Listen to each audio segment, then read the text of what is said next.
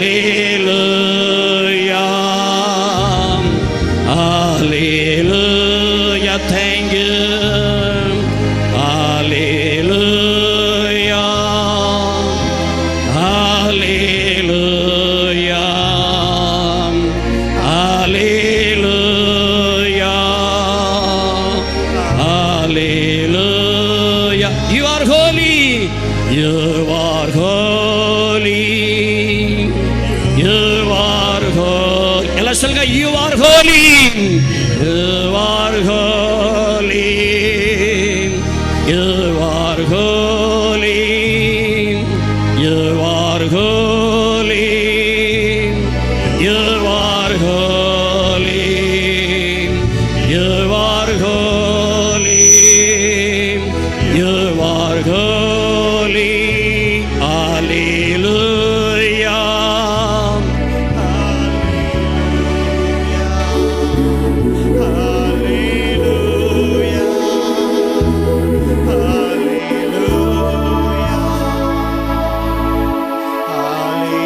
Hallelujah. Hallelujah. Hallelujah. Hallelujah. எல்லாரும் கரங்களை சேர்த்து சொல்லுவோம். Hallelujah.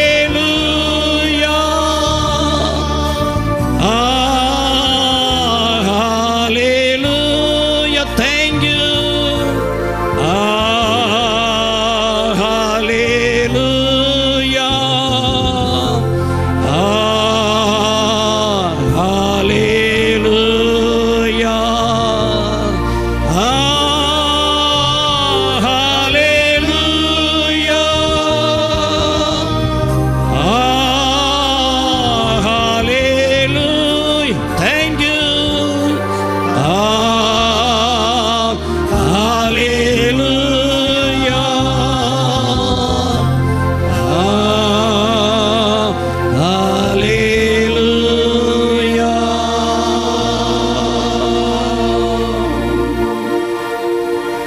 அன்பின் பிதாவே, மக்கு நன்றி.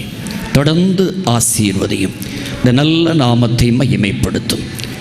கர்த்தருடைய தூதன் இறங்கி வந்து எல்லா கல்லுகளையும் துன்பங்களையும் தீங்குகளையும் வேதனைகளையும் துரத்தி ஜெயமெடுத்து என்னுடைய வாழ்விலும் பிரகாசத்தை கட்டளையிடுவீராக. தொடர்ந்து எங்களோடு பேசும் இனிய சத்தத்தை துணிக்க பண்ணும் கிருபையுள்ள கரங்களில் ஒப்புக் கொடுக்கிறோம். இயேசுவின் நாமத்தில் வேண்டிக் கொள்ளுகிறோம் பிதாவே, ஆமென். ஆமென். அப்படியே நமக்கு அருவோம்.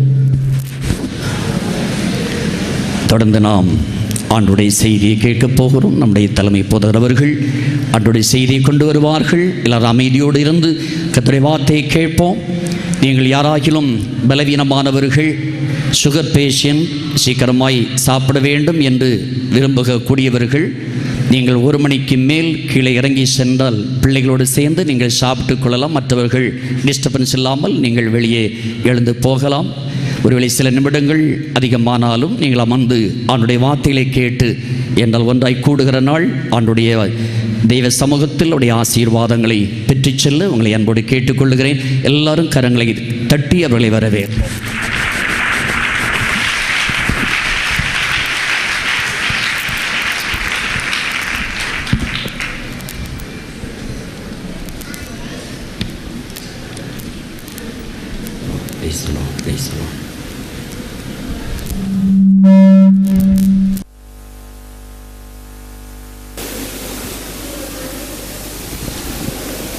Praise the Lord. Hallelujah. மூன்று முறை சத்தமாக அல்லேலூயா சொல்லி தேவனை மகிமைப்படுத்துங்கள்.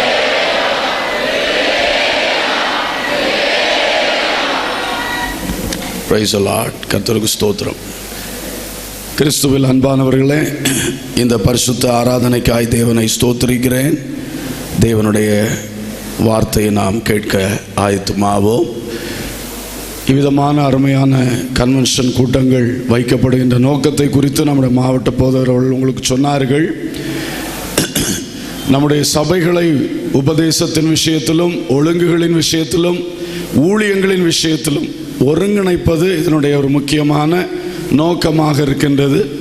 ஆகையினால்தான் ஊழியத்தை குறித்து பல காரியங்களை பகிர்ந்து கொள்ளுகின்றோம். இவ்விதமாக நம்முடைய ஃபுல் காஸ்பல் ஸ்தாபனத்துக்குட்பட்ட போதகர்களே இந்த கன்வென்ஷன்களில் செய்தியாளர்களாக இருக்க வேண்டும் என்றும் ஒழுங்கு செய்திருக்கின்றோம். நம்முடைய மாவட்ட கன்வென்ஷன்கள், வட்ட கன்வென்ஷன்கள், பொது கன்வென்ஷன் போன்றவைகளிலே ஏனென்றால் மற்றவர்களை அனுமதிக்கக்கூடாது என்ற காரியம் அல்ல, இவைகள் ஊழிய விஷயத்தில், உபதேசத்திலும், ஊழியத்தின் செயல்பாடுகளும் ஒருங்கிணைக்கிற நோக்கம் இருக்கிறதுனால தான் அப்படி செய்கிறோம். ஸ்தல சபைகளிலே அவரவர் ஸ்தாபனத்துக்குட்பட்ட ஊழியரோ வெளியில் உள்ள ஊழியரையோ அழைத்து செய்தியாளராக பயன்படுத்தி கொள்ளுகின்றோம். எனவே புரிந்து கொள்ளுங்கள். ஒரு வார்த்தை அவர்கள் சொன்னதினாலே நான் சொல்ல விரும்புகிறேன். இங்கே இந்த மாவட்ட கன்வென்ஷன் என்பது கோவை மாவட்டம் முழுவதற்கும் உள்ள கன்வென்ஷன். ஒரு சபையின் மேல் அந்த பாரம் வைக்கப்படுவது சரியல்ல. கர்த்தருக்கு சித்தமானால் வருகை தாமதிக்கும் என்றால் கண்டிப்பாக வருகிற ஆண்டிலே எல்லா சபைகளும் இணைந்து உழைப்பிலும் கொடுப்பதிலும் பங்களித்து ஒன்றாக இந்த கன்வென்ஷன்கள் செய்வீர்கள் என்றால் இன்னும் மிக சிறப்புடையதாக இருக்கும். ஹல்லேலூயா. பொதுவாக அங்கெல்லாம் என்ன செய்கிறோம்னா, ஒவ்வொரு வட்டத்திலும் ஒரு வட்ட கன்வென்ஷன் நடக்கும். வட்ட சபைகள்லாம் கூடி நடத்துவாங்க. அதில் சண்டே சர்வீஸில் எல்லாரும் சேர்ந்து ஆராதிப்பார். மாவட்ட கன்வென்ஷனில் சாட்டர்டே மார்னிங் மாத்திரம் எல்லாரும் சேர்ந்து வருவார்கள்.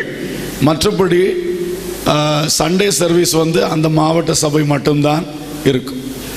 ஆனால் அங்கெல்லாம் சொந்த சபைகளிலே வைத்து நடத்துகிறதுனாலே வேறு பிரச்சனை இல்லை. கோயம்புத்தூரை பொறுத்த மட்டும் சொந்த சபைக்குள்ளே வச்சு நமக்கு இந்த பெரிய கூட்டத்தை கூட்டி வச்சு நடத்த முடியாது.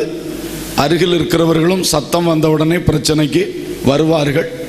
பார்க்கிங் என்பது பெரிய ப்ராப்ளம். இப்படியெல்லாம் இருக்கிறதுனால தான் நாம் மண்டபம் எடுத்து செய்கின்றோம். அது மிகவும் அதிக செலவும் அதிக உழைப்பும் பிரயாசமும் உண்டு.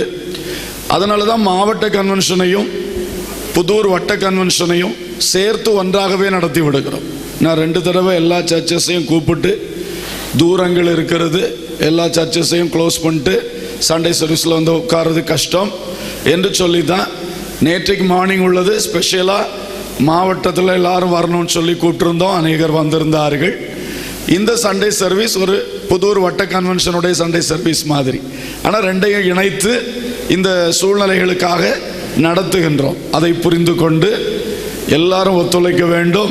சிவானந்தா காலனி சபையார், புதூர் சபையார் மற்றும் இந்த வட்டத்துக்குட்பட்ட அனைத்து சபையார், ஒவ்வொருத்தரையும் பேர் சொல்லவில்லை, அனைத்து சபையார்களும் சேர்ந்து நீங்கள் ஒரு மனதோடும் ஒத்துழைப்போடும் நின்று இந்த கூட்டங்களை நடத்துங்கள், பங்கு பெறுங்கள். அதிகமாக எல்லாரும் இதற்காக முன்கூட்டியே ஜெபம் பண்ணுங்கள். அப்பொழுது இந்த நல்ல நோக்கம் அழகாய் இன்னும் நிறைவேறும். அல்லேலூயா. எல்லாருடைய பங்களிப்பும் கண்டிப்பாக வேண்டும். கடமலை குன்று கன்வென்ஷன்லாம் எல்லா வட்டத்துக்கும் ஒரு பொறுப்பு கொடுத்துட்றோம்.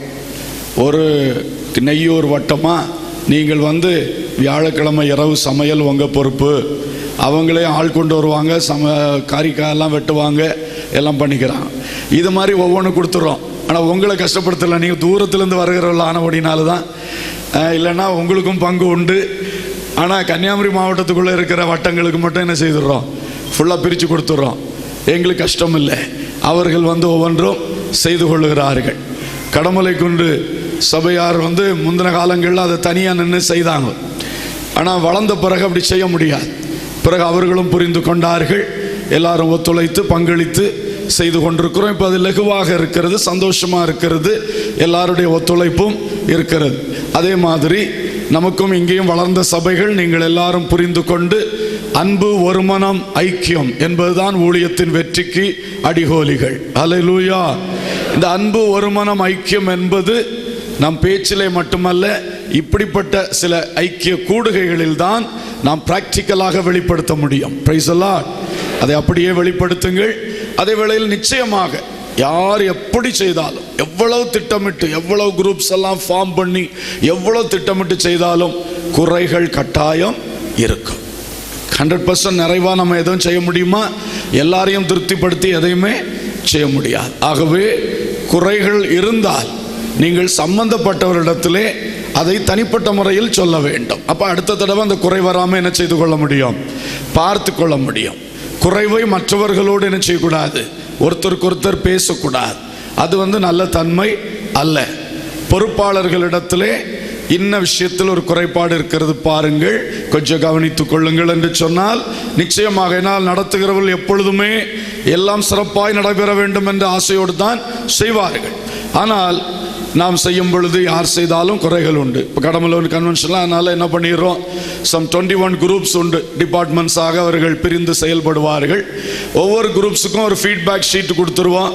முடிந்த உடனே அதில் ஒத்துழைத்தவர்கள் இந்த முழு கன்வென்ஷனில் நீங்கள் பார்த்த குறைகள் என்ன, உடனே எங்களுக்கு எழுதி கொடுத்துருங்க என்று சொல்லி அதை அந்த லீடர்ஸ் கூடியிருந்து பேசும் பொழுது அதை நோட் பண்ணி வைத்துவிட்டு அடுத்த வருஷத்துக்கு குறைகளை நிவர்த்தி செய்கிறோம். இருந்தாலும் அடுத்த வருஷம் புதிய குறைகள் வந்துடுது, அதெல்லாம் இருக்கு தான் செய்யும்.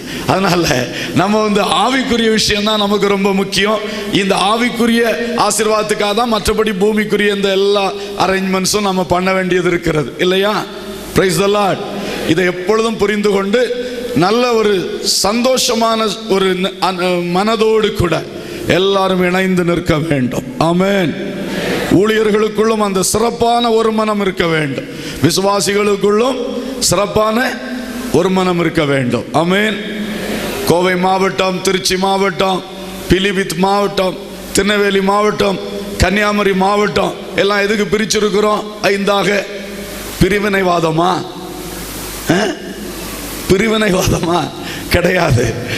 நாம் எல்லாரும் ஒன்று, எல்லாரும் ஒரே ஃபுல் காஸ்பல் தான். அல்லேலூயா. ஆனால் வளர்ச்சிக்காக வேண்டியும் அந்த நிர்வாகம் நன்றாய் நடப்பதற்காக வேண்டி தான் பிரிச்சிருக்கோம். ஒரு 2 வருஷத்துக்கு முன்னாடி நான் யோசித்து பார்த்தேன், 350 சபைகளில் எந்த ஒரு முக்கியமான விஷயத்திலையும் இறுதி முடிவு எடுக்கணும்னா நான் எடுக்கணும். இதுக்காக காத்திருப்பார்கள். ஒரு மனுஷனால என்ன செய்ய முடியும் யோசித்து பாருங்க. ஒரு சொத்து வாங்குற விஷயம், ஒரு கட்டடம் கட்டுற விஷயம், ஒரு பிரச்சனையின் விஷயம், ஒரு விசுவாசிகளுடைய வரக்கூடிய பிரச்சனை, அதாவது பெரிய பிரச்சனைகள், சபையில் குழப்பம் வரக்கூடிய பிரச்சனைகள், இது அத்தனைக்கும் இறுதி முடிவு ஒரே ஆள் எடுக்கணும்னா அந்த ஆளுக்கு நிலைமை என்ன ஆகும் நீங்க யோசித்து பாருங்க. 350 சபைகள், அன்றைக்கு 21 மாநிலங்கள், இவ்வளவுத்துல இருக்கக்கூடிய காரியங்கள்.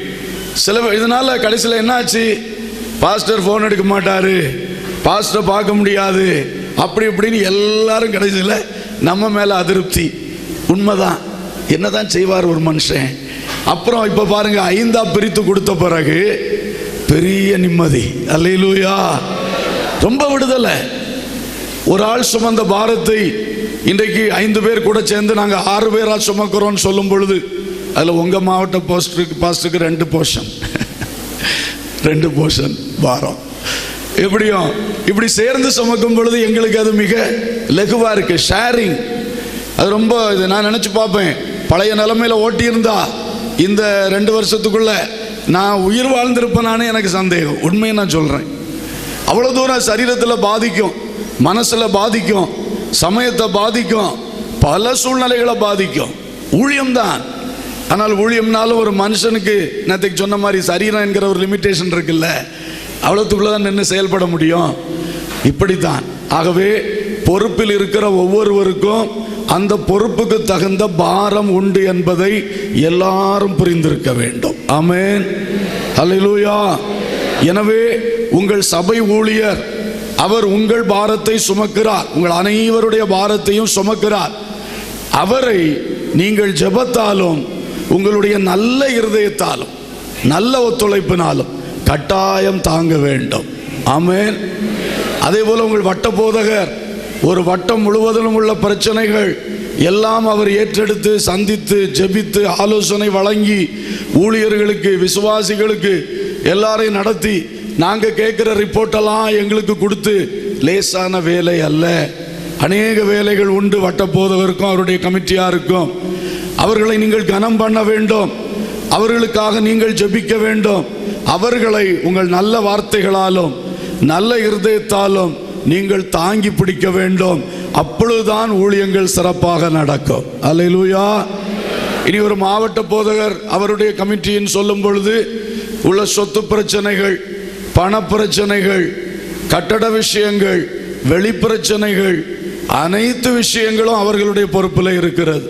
அப்போ அவர்கள் எத்தனை பிரச்சனைகளை சந்தித்து இவைகளுக்காக ஜெபித்து அவளுக்கு கீழே இருக்கிற சபைகள், கீழே இருக்கிற ஊழியர்கள் என்று அத்தனை காரியங்களையும் செய்யும் பொழுது சாதாரண விஷயம் அல்ல.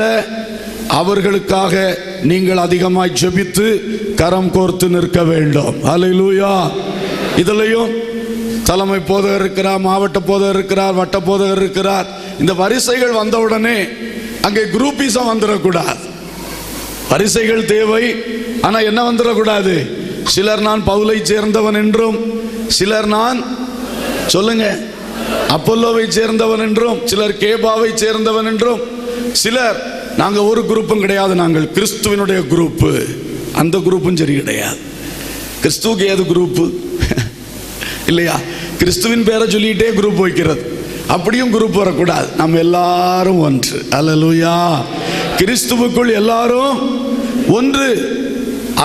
அந்தந்த வரிசையில் அவரவரை கனப்படுத்தி அந்தந்த வரிசையில் அவரவர்களோடு எந்தெந்த விஷயத்தில் ஒத்துழைக்கணுமோ ஒத்துழைத்து நின்று திறந்த உள்ளத்தோடு நல்ல மனசோடு ஆவிக்குரிய மேன்மையை காத்துக்கொண்டு சீக்கிரமாய் வருகிற இரட்சகரை சந்திக்க நாம் ஆயத்தப்பட வேண்டும். அல்லேலூயா. அதற்குத்தான் இந்த ஊழியங்கள், அதற்குத்தான் இந்த வரிசைகள், அதற்குத்தான் இந்த அமைப்புகள், இந்த செயல்பாடுகள் அனைத்துமே. எல்லாரும் புரிந்து கொண்டு சின்ன சின்ன விஷயங்கள் உள்ளத்தில் இருக்கும் என்றால் தூக்கி தூர எறிந்து போட்டு மேன்மையான காரியங்களுக்கு நேராய் முன்னே செல்லுங்கள். ஆமென். உங்க ஊழியர்கிட்ட ஒரு சின்ன கஷ்டம் வந்த உடனே சபையை விட்டு போகாதிருங்கள். ஊழியர்கிட்ட ஒரு சின்ன கஷ்டம் வரத்தான் செய்யும். அது ஹியூமன், மனுஷர்களுக்குள்ள, நடத்துகிறவர்கள் நடத்தப்படுகிறவர்களுக்குள்ள எப்பவும் சில வேளை சில ஃப்ரிக்ஷன்ஸ் வந்துடும், வரசல்கள். மனுஷர்களா இருக்கிறதுனால வராம இருக்காது. அதை பெருசுபடுத்தாதிருங்கள். அதை அமைதியா பேசி முடிச்சிருங்க உள்ளே. அதனால சபையை விட்டு சபை போறதுனால என்ன லாபம்? அந்த ஊழியர் கையில அடங்கி இருங்க. சில வேளை அவர் சொல்றது உங்களுக்கு பிடிக்காம இருக்கலாம், ஆண்டோட்ட சொல்லுங்க. ஒருவேளை அது பிடிக்காம இருக்கிறது கசப்பு மாத்திரை மாதிரி அவர் பேசுற சில வார்த்தைகள், அந்த கசப்பு மாத்திரை ஆரோக்கியத்தை உங்களுக்கு கொண்டு வரும். ஆமென். நல்ல மனசோட எடுத்துக்குங்க. அவங்க ஊழியர்கள் எந்த மனசோட பேசுறாங்களோ அதுக்குள்ள கணக்கு அவங்க ஆண்டோட்ட கொடுப்பாங்க. கண்டிப்பா நான்னாலும் சரிதான், எந்த ஊழியர்னாலும் சரிதான். எங்களுக்கு கிடைச்ச மைக்கையும் மேடையும் நாங்க கரெக்டா பயன்படுத்தணும். எஜமானன் கணக்கு கேட்க வருகிறார். ஆமென்.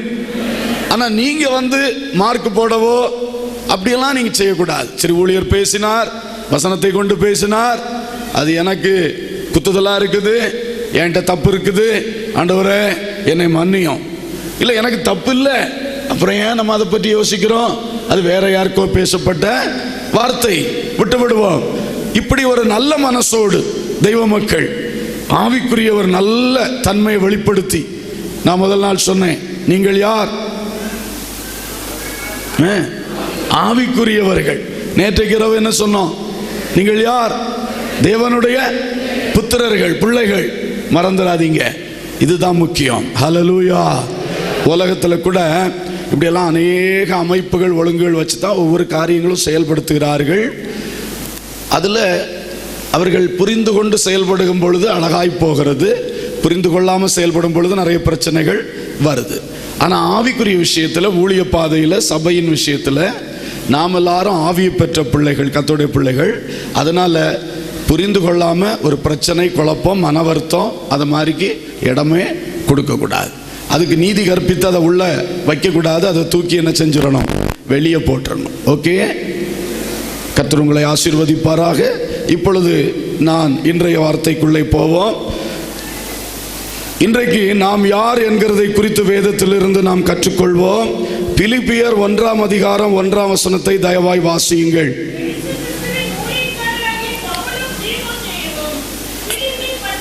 மைக்கு கொடுக்க முடியுமா?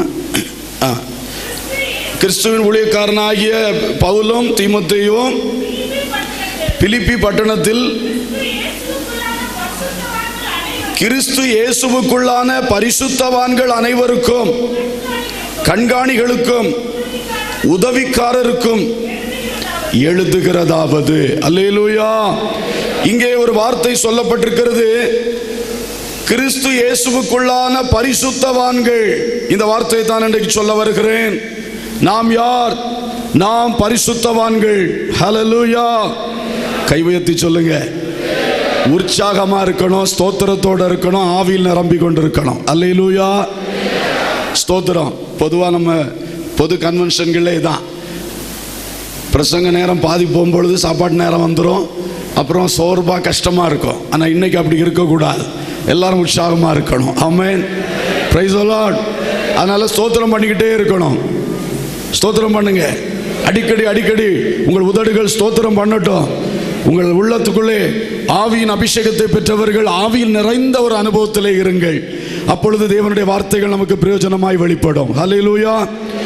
இந்த பிலிப்பி சபைக்கு பவுல் எழுதும் பொழுது சொல்லுகிறார், பிலிப்பி சபையில் உள்ள கர்த்தர் கிறிஸ்து இயேசுவுக்குட்ட பரிசுத்தவான்களுக்கு நான் எழுதுகிறேன், அதோடு கூட சபையிலே கண்காணிகளாய் வைக்கப்பட்டவர்களுக்கு எழுதுகிறேன், உதவிக்காரர்களுக்கு எழுதுகிறேன் என்று 3 பிரிவினரை சொல்லி எழுதுகிறார். ஒரு பிலிப்பி சபைக்குள்ளே கண்காணிகள் இருக்கிறார்கள், பிலிப்பி சபைக்குள்ளே உதவிக்காரர்கள் இருக்கிறார்கள், பிலிப்பி சபைக்குள்ளே கிறிஸ்து இயேசுவினால் அழைக்கப்பட்ட பரிசுத்தவான்கள் இருக்கிறார்கள். ஹல்லேலூயா. இந்த வசனத்தை நான் எடுத்த நோக்கமே இதற்கு தான். அப்ப இதிலே ஒரு அழகான டிஃபரன்ஷியேஷன் வருகிறது.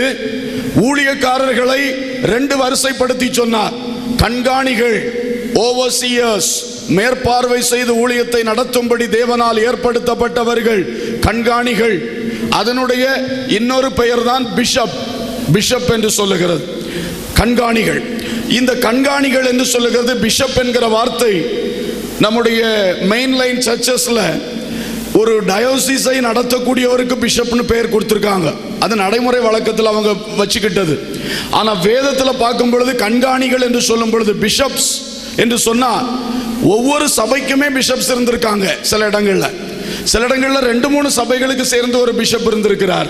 ஒவ்வொரு காலகட்டங்களில் தேவைக்கேற்றபடி நடந்திருக்கிறது, பைபிள்ல இருக்கிறது. அதனால கண்காணிகள் என்று சொல்லுகிறவர்கள் இந்த ஓவர்சியர்ஸ் ஆர் பிஷப்ஸ்.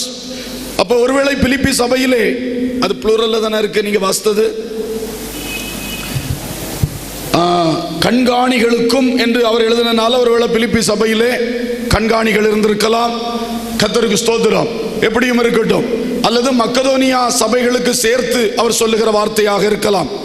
ஆனால் ஒன்று நிச்சயம், கண்காணிகளுக்கு அவர் எழுதுகிறார். அடுத்தது அவர்களுக்கு கீழே இருக்கிற உதவிக்காரர்கள், அடுத்த கட்ட ஊழியர்கள், உதவிக்காரர்களான ஊழியர்கள், அந்த ஊழியர்களுக்கு அவர் எழுதுகிறார். அதுக்கு அடுத்தபடி சொல்லுகிறார் கிறிஸ்து இயேசுவுக்குள்ளான, சொல்லுங்க அந்த வார்த்தை தான் முக்கியம். அப்ப இதுல பரிசுத்தவான்கள் யார்? இந்த வசனத்தின்படி பரிசுத்தவான்கள் யார்? ஊழியர்களை தனிப்பிரிவாய் சொல்லிவிட்டார். கண்காணிகள், உதவிக்காரர்கள். அடுத்தது யார சொல்றாரு? அப்ப பரிசுத்தவான்கள் என்பது தேவ பிள்ளைகள், விசுவாசிகள். ஹல்லேலூயா. ஏன் இதை சொல்றேன்னா, இன்றைக்கு கிறிஸ்து மார்க்கத்தில் 2-3 கருத்துக்கள் இருக்கின்றன.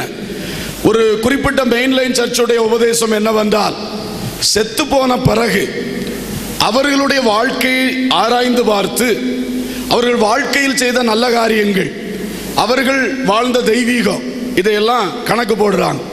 கணக்கு போட்டுட்டு அவங்களுடைய நம்பிக்கையின்படி, ஒரு கிறிஸ்தவத்தில் ஒரு சாராருடைய நம்பிக்கையின்படி அவர் செத்து போன பிறகு அற்புதம் செய்கிறாராம். அப்படி யாரோ சொல்லுவாங்க, என் சொப்பனத்தில் வந்தாரு, எனக்கு இப்படி ஒரு அற்புதம் செஞ்சுட்டு போனார், சோமில்லாம இருக்க சும்மா இன்னார் அற்புதம் செய்தாரு, இதையெல்லாம் ரெக்கார்ட் பண்ணி எடுக்கிறாங்க. புரியுதா உங்களுக்கு? ஆனா அப்படி பைபிள் சொல்லல. செத்து போன பரிசுத்தவான்கள்லாம் என்ன செய்யறாங்கன்னு சொல்லுது பைபிள், இளைப்பாரி கொண்டிருக்கிறார்கள். அது இவர்கள் தங்களுடைய அந்த தவறான எண்ணத்திலே சொப்பனத்தில் தோன்றுகிறதெல்லாம் உண்மையாக அந்த நபர் என்று நினைத்துக் கொள்ளுகிறார்கள்.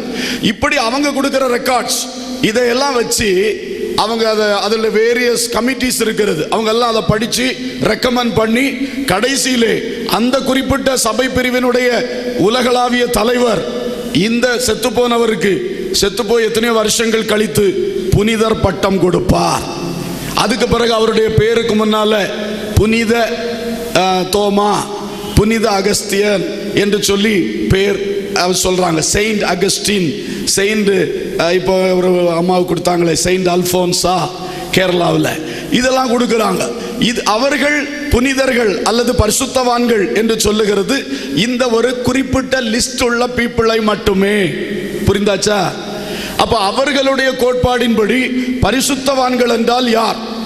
அந்த செத்துப்போன ஆண்டவருக்காய் வாழ்ந்து செத்துப்போன அந்த ஆட்களில் தெரிந்து கொள்ளப்பட்டு மனுஷர்களால் பல சட்டங்களை வைத்து அதிலே பரீட்சிக்கப்பட்டு அதிலே வெற்றி பெறுகிறவர்கள், அவர்கள்தான் புனிதர்கள். இனி ஆவிக்குரியவர்கள் என்று சொல்லிக் கொள்ளுகிற ஒரு குறிப்பிட்ட சாரார், அவர்களுடைய போதனை என்னவென்றால், உலகத்திலே விவாகம் இன்றி, சொத்து சுகங்கள் எதுவும் இன்றி, கிறிஸ்துவின் ஊழியத்திற்காக முழு நேரமாக அர்ப்பணித்து வந்திருக்கிற ஊழியர்கள் மட்டுமே பரிசுத்தவான்கள் என்று ஆவிக்குரிய கூட்டத்தில் ஒரு கூட்டம் என்ன செய்து கொண்டிருக்கிறது? பிரசங்கித்துக் கொண்டிருக்கிறது. இதுவும் வேதத்தில் இல்லாத ஒரு விஷயம். உண்மையிலே தேவனுக்காக சொத்து சுகங்கள் எதுவும் வேண்டாம், இயேசு போதும் என்று ஊழியத்திலே இறங்கி வருகிற ஒரு பிரதிஷ்டை தான் ஊழிய பிரதிஷ்டை. அதைத்தான் நம்முடைய ஸ்தாபனமும் ஆதி முதலே போதித்து வருகிறது. நம்முடைய ஊழியர்களிலும் பலர் இன்றைக்கும் அதே அனுபவத்தில் இருந்து கொண்டிருக்கிறோம். ஹல்லேலூயா. அதே வேளையிலே விவாகம் விலக்குதல் என்று சொல்லுவது, வேதம் சொல்லுகிறபடி அவரவருடைய தனிப்பட்ட அழைப்பின் பேரிலே தேவன் ஒருவரை விவாகம் விலக்கி ஊழியம் செய்ய வேண்டும் என்றும் இன்னொருவரை விவாகம் பண்ணி ஊழியம் செய்ய வேண்டும் அவர் வைத்திருக்கிறார். வேதத்தில் அதற்கு இடம் இருக்கிறது. பழைய ஏற்பாட்டிலே தீர்க்கதரிசிகளுடைய வரிசையிலே நாம் பார்க்கும் பொழுது ஏசாயா போன்ற தீர்க்கதரிசிகள் விவாகம் பண்ணி குடும்பமாய் வாழ்ந்தவர்கள். எலியா போன்ற தீர்க்கதரிசிகள் விவாகம் இன்றி வாழ்ந்தவர்கள். ஹல்லேலூயா. ரெண்டு தீர்க்கதரிசிகளையும் தேவன் அழைப்பின்படியாய் வல்லமையாக பயன்படுத்தினார். புதிய ஏற்பாட்டிலும் அப்போஸ்தலனாகிய பவுல், அப்போஸ்தலனாகிய பேதுரு, ரெண்டு பேரும் துருவங்கள். இந்த ரெண்டு பேரையும் பார்க்கும் பொழுது அப்போஸ்தலன் பேதுரு விவாகமானவர், குடும்பமாக ஊழியம் செய்தவர். அப்போஸ்தலனாகிய பவுல் அவர் மனைவி இன்றி அவர் ஊழியம் செய்தவர் என்று நாம் அறிகின்றோம். எனவே ரெண்டு பேருடைய அழைப்பு, அவர்களை தேவன் அழைத்த அழைப்பிலே செயல்படுகிறார்கள். எனவே தான் நம்முடைய ஸ்தாபனத்திலே ஊழியத்திற்கு வரும் பொழுது விவாகமானவர்களும் வரலாம், விவாகம் வேண்டாம் என்று விவாகம் விலக்கி வாழுகிறவர்களும் வரலாம். ஹல்லேலூயா. இது வேதத்திற்கு ஒத்த பிரமாணம். காரணம், வேதத்தில் தெளிவாக சொல்லி இருக்கிறது, விவாகம் பண்ணக்கூடாது என்று ஒருவரை இன்னொருவர் கட்டாயப்படுத்த கூடாது. Price the Lord. விவாகம் ஆனவர்களை பிரித்து வைக்க கூடாது எக்காரணம் கொண்டும். ஒரு குறிப்பிட்ட சபையிலே அதுதான் செய்கிறார்கள். குடும்பமாய் ஊழியத்திற்கு வந்தால் உங்களை பிரித்து, புருஷன் ஒரு ஃபெய்த்துவமிலும் மனைவி இன்னொரு ஃபெய்த்துவமிலும் ஊழியக்காரராக ஊழியக்காரியாக இருக்க வேண்டும் என்று சொல்லி குடும்பத்தை பிரிக்கிறார்கள். இது வேதத்திற்கு மிக முரணான விஷயம், தப்பான விஷயம். ஹல்லேலூயா. சரி, அப்போ அவர்கள் என்ன நினைக்கிறார்கள்? அவர்கள் வைத்திருக்கிற அந்த சில பிரின்சிபிள்ஸ்ல இருக்கக்கூடியவங்க தான் பரிசுத்தவான்கள். அவர்களிடத்தில் வந்து அமர்ந்து போதனை கேட்கிற மக்கள் பரிசுத்தவான்கள் அல்ல. அவர்கள் பரிசுத்தவான்கள் என்ற அந்த ஸ்தானத்துக்கு வரவே முடியாது. இந்த முழு நேர ஊழியத்துக்கு அழைக்கப்பட்டு கல்யாணம் வேண்டாம் என்று இருக்கிற அந்த ஒரு கூட்டத்தார் மட்டுமே பரிசுத்தவான்கள் என்று இந்த வேதத்தில் இல்லாத விஷயத்தை எந்த வேதத்தை வைத்துக் கொண்டு போதிக்கிறார்கள் என்று எனக்கு தெரியவில்லை. ஆனால் அது தவறு, அது தவறு, அது தவறு. ஹல்லேலூயா. இப்பொழுது வேதத்திலே நாம் படிக்கிறோம், பிலிப்பியர் 1:1 சொல்லுகிறது, கண்காணிகளுக்கும் உதவிக்காரர்களுக்கும் பரிசுத்தவான்களுக்கும் எழுதுகிறேன். Price the Lord. இன்னும் 2 வசனம் வாசிப்போம். ரோமர் 1:2 இயேசு கிறிஸ்துவின் ஊழியக்காரனும், ஒவ்வொரு வார்த்தையும் கவனிக்கணும், அப்போஸ்தலன் ஆகும்படி அழைக்கப்பட்டவனும்,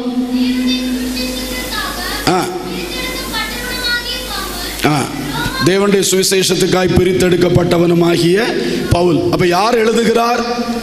அப்போஸ்தலன் ஆகும்படி அழைக்கப்பட்ட பவுல் எழுதுகிறேன். அடுத்தது, ரோமாபுரியில் உள்ள தேவபிரியரும் பரிசுத்தவான்கள் ஆகும்படி அழைக்கப்பட்டவர்களும் அனைவருக்கும் எழுதுகிறதாவது. அல்லேலூயா. இப்ப இந்த நிருபத்தில் பாருங்க, அவர் என்ன சொல்றார்? நான் யார்? நான் அப்போஸ்தலன் ஆகும்படி அழைக்கப்பட்டவன். Already he is an apostle. இதை எழுதும் பொழுது அவர் ஒரு அப்போஸ்தலர் தான். ஆனால் அவர் சொல்லுகிறார், என்னுடைய அழைப்பு என்ன அழைப்பு? அப்போஸ்தலன் ஆகும்படி அழைக்கப்பட்டவன். அந்த அழைப்பிலே நான் முன்னேறி கொண்டே இருக்கிறேன். அதே போல அடுத்த வசனத்தில் சொல்றார், நீங்கள் எல்லாரும் யார்? ரோமாபுரி சபையாரே நீங்கள் யார்? பரிசுத்தவான்கள் ஆகும்படி சொல்லுங்க, பரிசுத்தவான்கள் ஆகும்படி அழைக்கப்பட்டவர்கள். இப்ப இன்னும் கிளியர் ஆகுது பாத்தீங்களா? அப்ப நம்ம எல்லாம் விசுவாசிகளும் ஊழியர்களும் சரி, எல்லாரையும் கர்த்தர் எதுக்காக அழைத்திருக்கிறார்? சொல்லுங்க வாய் திறந்து. பரிசுத்தவான்கள் ஆகும்படி அழைத்திருக்கிறார். அல்லேலூயா. இதே காரியத்தை அப்படியே கொரிந்தியருக்கும் எழுதுகிறார். கொரிந்தியர் 1 கொரிந்தியர் 1 அதிகாரம் முதல் 2 வசனங்கள் வேகமாய் வாசி. தேவனுடைய சித்தத்தினாலே இயேசு கிறிஸ்துவின் அப்போஸ்தலன் ஆகும்படி அழைக்கப்பட்டவனாகிய பவுலும் சகோதரனாகிய சொஸ்தேனேயும் கொரிந்தியிலே கிறிஸ்து இயேசுவுக்குள் பரிசுத்தமாக்கப்பட்டவர்களாயும் பரிசுத்தவான்களாகும்படி அழைக்கப்பட்டவர்களுமாய் இருக்கிற தேவனுடைய சபைக்கும் எங்களுக்கும் தங்களுக்கும் ஆண்டவராய் இருக்கிற நம்முடைய கர்த்தராகிய இயேசு கிறிஸ்துவின் நாமத்தை எங்கும் தொழுது கொள்கிற அனைவருக்கும் எழுதுகிறதாவது. இதுல ரொம்ப குரூப்ஸ் பிரிச்சு காட்டுறார் பாருங்க. நீங்க ஃபாலோ பண்ணி வர்றீங்களா? ஃபாலோ பண்ணி வர்றீங்களா இல்லையா? பின்பற்றி வருகிறீர்களா வார்த்தையை? ஆமென். ஹல்லேலூயா, ஹல்லேலூயா. ஃபர்ஸ்ட் பார்த்தோம் கண்காணிகள், உதவிக்காரர்கள், இன்னொரு செட்டு பரிசுத்தவான்கள் என்று பிலிப்பிய சபையிலே அவர் பிரித்து காட்டினார். ரோமாபுரிக்கு எழுதும் பொழுது நான் அப்போஸ்தலனாகும்படி அழைக்கப்பட்டவன், நீங்கள் எல்லாரும் பரிசுத்தவான்கள் ஆகும்படி அழைக்கப்பட்டவர்கள். சரியா? இப்ப இனி என்ன சொல்றாரு? கொரிந்தியருக்கு எழுதும் போது நான் அப்போஸ்தலனாகும்படி அழைக்கப்பட்டவன், நீங்கள் யாரெல்லாம்? 3 குரூப் காட்டுறாரு. ஒரு குரூப் பரிசுத்தமாக்கப்பட்டவர்கள். சரிதானே நான் சொல்றது? அந்த கொரிந்து சபைக்குள்ள ஒரு குரூப் எப்படி இருக்காங்களா? ஏற்கனவே பரிசுத்தவான்கள் என்ற ஸ்தானத்தில் வந்தவங்க இருக்கிறாங்களா? இன்னொரு குரூப் பரிசுத்தவான்கள் ஆகும்படி அழைக்கப்பட்டவர்கள். சரியா? இனி அந்த ப்ராசஸ்ல இருந்துட்டு இருக்கிறீங்க. Okay, 2 group. இன்னொன்னு தேவனுடைய நாமத்தை தொழுது கொள்ளும்படி அழைக்கப்பட்ட அனைவரும், யாரா இருந்தால்.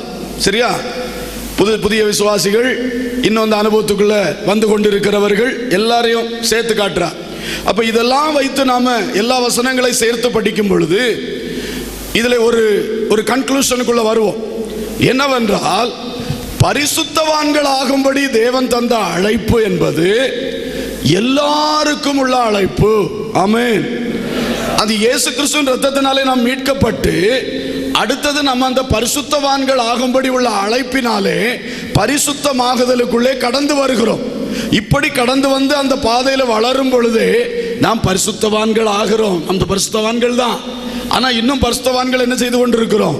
பரிசுத்தவான்கள் சீர் பொருந்தும் பொருட்டு கர்த்தர் 5 விதமான ஊழியங்களை சபையில் வைத்தார்னு சொல்லி இருக்கிறது எபேசியர்ல. அந்த அனுபவத்திலே பரிசுத்தவான்கள் இன்னும் என்ன செய்து கொண்டிருக்கிறோம்? சீர்பட்டு கொண்டிருக்கிறோம். ஹல்லேலூயா. எனவே நாம் அனைவருமே பரிசுத்தவான்கள் ஆகும்படி அழைக்கப்பட்டவர்கள், இன்க்ளூடிங் ஊழியக்காரர்கள். அதுல சில ஊழியக்காரர்களுக்கு அப்போஸ்தலன் ஆகும்படியான அழைப்பு இருக்கிறது. ஆனால் அந்த மனுஷனும் பரிசுத்தவான் ஆகும்படி அழைக்கப்பட்டவன் தான். ஹல்லேலூயா. பவுல் அழகாய் சொல்லுகிறார், பரிசுத்தவான்கள் எல்லாரிலும் சிறியவனாகிய நான். சொன்னாரா இல்லையா? பரிசுத்தவான்கள் எல்லாரிலும் சிறியவனாகிய நான். அதை அவர் சொல்லும் பொழுது அவர் ஒரு அப்போஸ்தலனாக இருக்கிறார். அப்போஸ்தலனாக இருக்கும் பொழுதே சொல்லுகிறார், நான் அப்போஸ்தலன் தான். ஆனால் அதே வேளையில இந்த லிஸ்ட்லயும் நான் உண்டு. பரிசுத்தவான்களும் ஆகும்படி அழைக்கப்பட்ட லிஸ்ட்லயும் யார் உண்டு? நான் உண்டு. ஆனால் ஊழியத்தின் உத்தியோகத்திற்காக கர்த்தர் என்னை அப்போஸ்தலனாய் பயன்படுத்துகின்றார். ஹல்லேலூயா. சோ எல்லாருக்கும் ஒரு காமன் டினாமினேட்டர் என்னவென்று சொன்னால், நாம் எல்லாரும் பரிசுத்தவான்கள் ஆகும்படி அழைக்கப்பட்டவர்கள். கரங்களை தட்டி தேவனை மகிமைப்படுத்துவோம். ஹல்லேலூயா. இந்த பரிசுத்தவான்கள் ஆகும்படி அழைக்கப்பட்டவர்கள் சொல்லும் பொழுது, இந்த அழைக்கப்பட்ட பரிசுத்தவான்கள் இவர்கள், கர்த்தருக்கு ஸ்தோத்திரம், எப்படி இவர்கள் பரிசுத்தம் அடைகின்றார்கள்? 1 கொரிந்தியர் 6 அதிகாரம் 11 வசனம். 1 கொரிந்தியர் 6:11. உங்களில் சிலர் இப்படிப்பட்டவர்களாய் இருந்தீர்கள், ஆயினும் கர்த்தராகிய இயேசுவின் நாமத்தினாலும் நமது தேவனுடைய ஆவியினாலும் கழுவப்பட்டீர்கள், பரிசுத்தமாக்கப்பட்டீர்கள், நீதிமான்களாக்கப்பட்டீர்கள். எப்படி பரிசுத்தமாக்கப்பட்டீர்கள்? கர்த்தராகிய இயேசு கிறிஸ்துவின் நாமத்தினாலும். நீங்களே சொல்லுங்க. தேவனுடைய ஆவியினாலும். அப்போ 2 விதத்தினாலே சுத்திகரிக்கப்பட்டோம். இயேசுவின் நாமத்தினாலும் பரிசுத்த ஆவியினாலும். இந்த 2 நாளும் கழுவப்பட்டீர்கள், பரிசுத்தமாக்கப்பட்டீர்கள், நீதிமான்கள் ஆக்கப்பட்டீர்கள். ஹல்லேலூயா. சத்தமா சொல்லணும். வர வர என் சத்தமும் ஜாஸ்தியா போயிட்டு இருக்கோம், உங்க சத்தமும் ஜாஸ்தியா வந்துட்டு இருக்கணும். அல்லேலூயா, கர்த்தருக்கு ஸ்தோத்திரம். பாருங்கள், அப்போ இங்கே நாம் பார்க்கின்றோம், இயேசுவின் நாமம் நம்மை பரிசுத்தப்படுத்துகிறது. இந்த இயேசுவின் நாமம் என்பது வானத்திலும் பூமியிலும் மனிதர்கள் அனைவரும் ரட்சிக்கப்படுவதற்காக தேவனால் கொடுக்கப்பட்ட நாமம் இயேசுவின் நாமம். ஹல்லேலூயா. அந்த இயேசுவின் நாமம் எப்படி கழுவுகிறது, எப்படி சுத்திகரிக்கிறது? பாவ மன்னிப்பாகிய மீட்பை ஒரு மனிதன் இயேசுவின் மூலமாய் வந்த பாவ மன்னிப்பாகிய மீட்பை பெற்றுக்கொள்ளும் பொழுது அவன் இயேசுவின் நாமத்தில் கழுவப்பட்டவன். ஹல்லேலூயா. நம்முடைய பாஷையில சொன்னால் மனம் திரும்பி பாவ மன்னிப்பாகிய மீட்பை பெற்றுக்கொண்டவன் அவன் இயேசுவின் நாமத்தினால் கழுவப்பட்டவன். ஹல்லேலூயா. அந்த நாமத்துக்குள்ளே அவன் வந்திருக்கிறான். அந்த நாமத்தினால் வருகிற ரட்சிப்பை அவன் பெற்றிருக்கிறான். அவன் தான் இயேசுவின் நாமத்தினால் கழுவப்பட்டவன். அடுத்தது அவன் பரிசுத்த ஆவியின் அபிஷேகத்தை பெற்றுக் கொள்ளுகிறான். அந்த ஆவியானவர் உள்ளே வருகிறார். அந்த ஆவியானவர் கர்த்தருடைய வசனத்தினாலும் தன்னுடைய அபிஷேகத்தின் வல்லமையினாலும் அனுதினமும் நம்மை கழுவி சுத்திகரித்துக் கொண்டே இருக்கிறார். ஹல்லேலூயா. நம்முடைய ஆவியிலே சுத்திகரிப்பு, நம்முடைய சிந்தனையிலே சுத்திகரிப்பு, நம்முடைய உணர்ச்சியிலே சுத்திகரிப்பு, நம்முடைய தீர்மானம் எடுக்கிற பகுதி சித்தத்திலே சுத்திகரிப்பு, எல்லா இடங்களிலும் சுத்திகரிப்பை உள்ளே இருந்து ஆவியானவர் பலமாய் நடப்பிக்கிறார். ஹல்லேலூயா. அதான் ஆவியினால் கழுவப்படுகிற அனுபவம். ஆவியினால் கழுவப்படுகிறவர்களாக இருக்க வேண்டும்.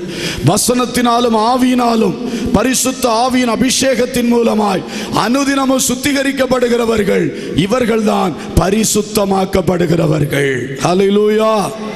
இப்ப சொல்லுகிறேன், ரட்சிக்கப்பட்டு அபிஷேகம் பெற்று ஞானஸ்நானம் பெற்றவர்கள் அத்தனை பேரும் பரிசுத்தவான்கள் அல்ல. ரட்சிக்கப்பட்டு அபிஷேகம் பெற்று ஞானஸ்நானம் பெற்று அந்த ஆவியினாலே அனுதினமும் கழுவப்பட்டு சுத்திகரிக்கப்படுகிறவர்கள் தான் பரிசுத்தவான்கள். புரிஞ்சுதா உங்களுக்கு?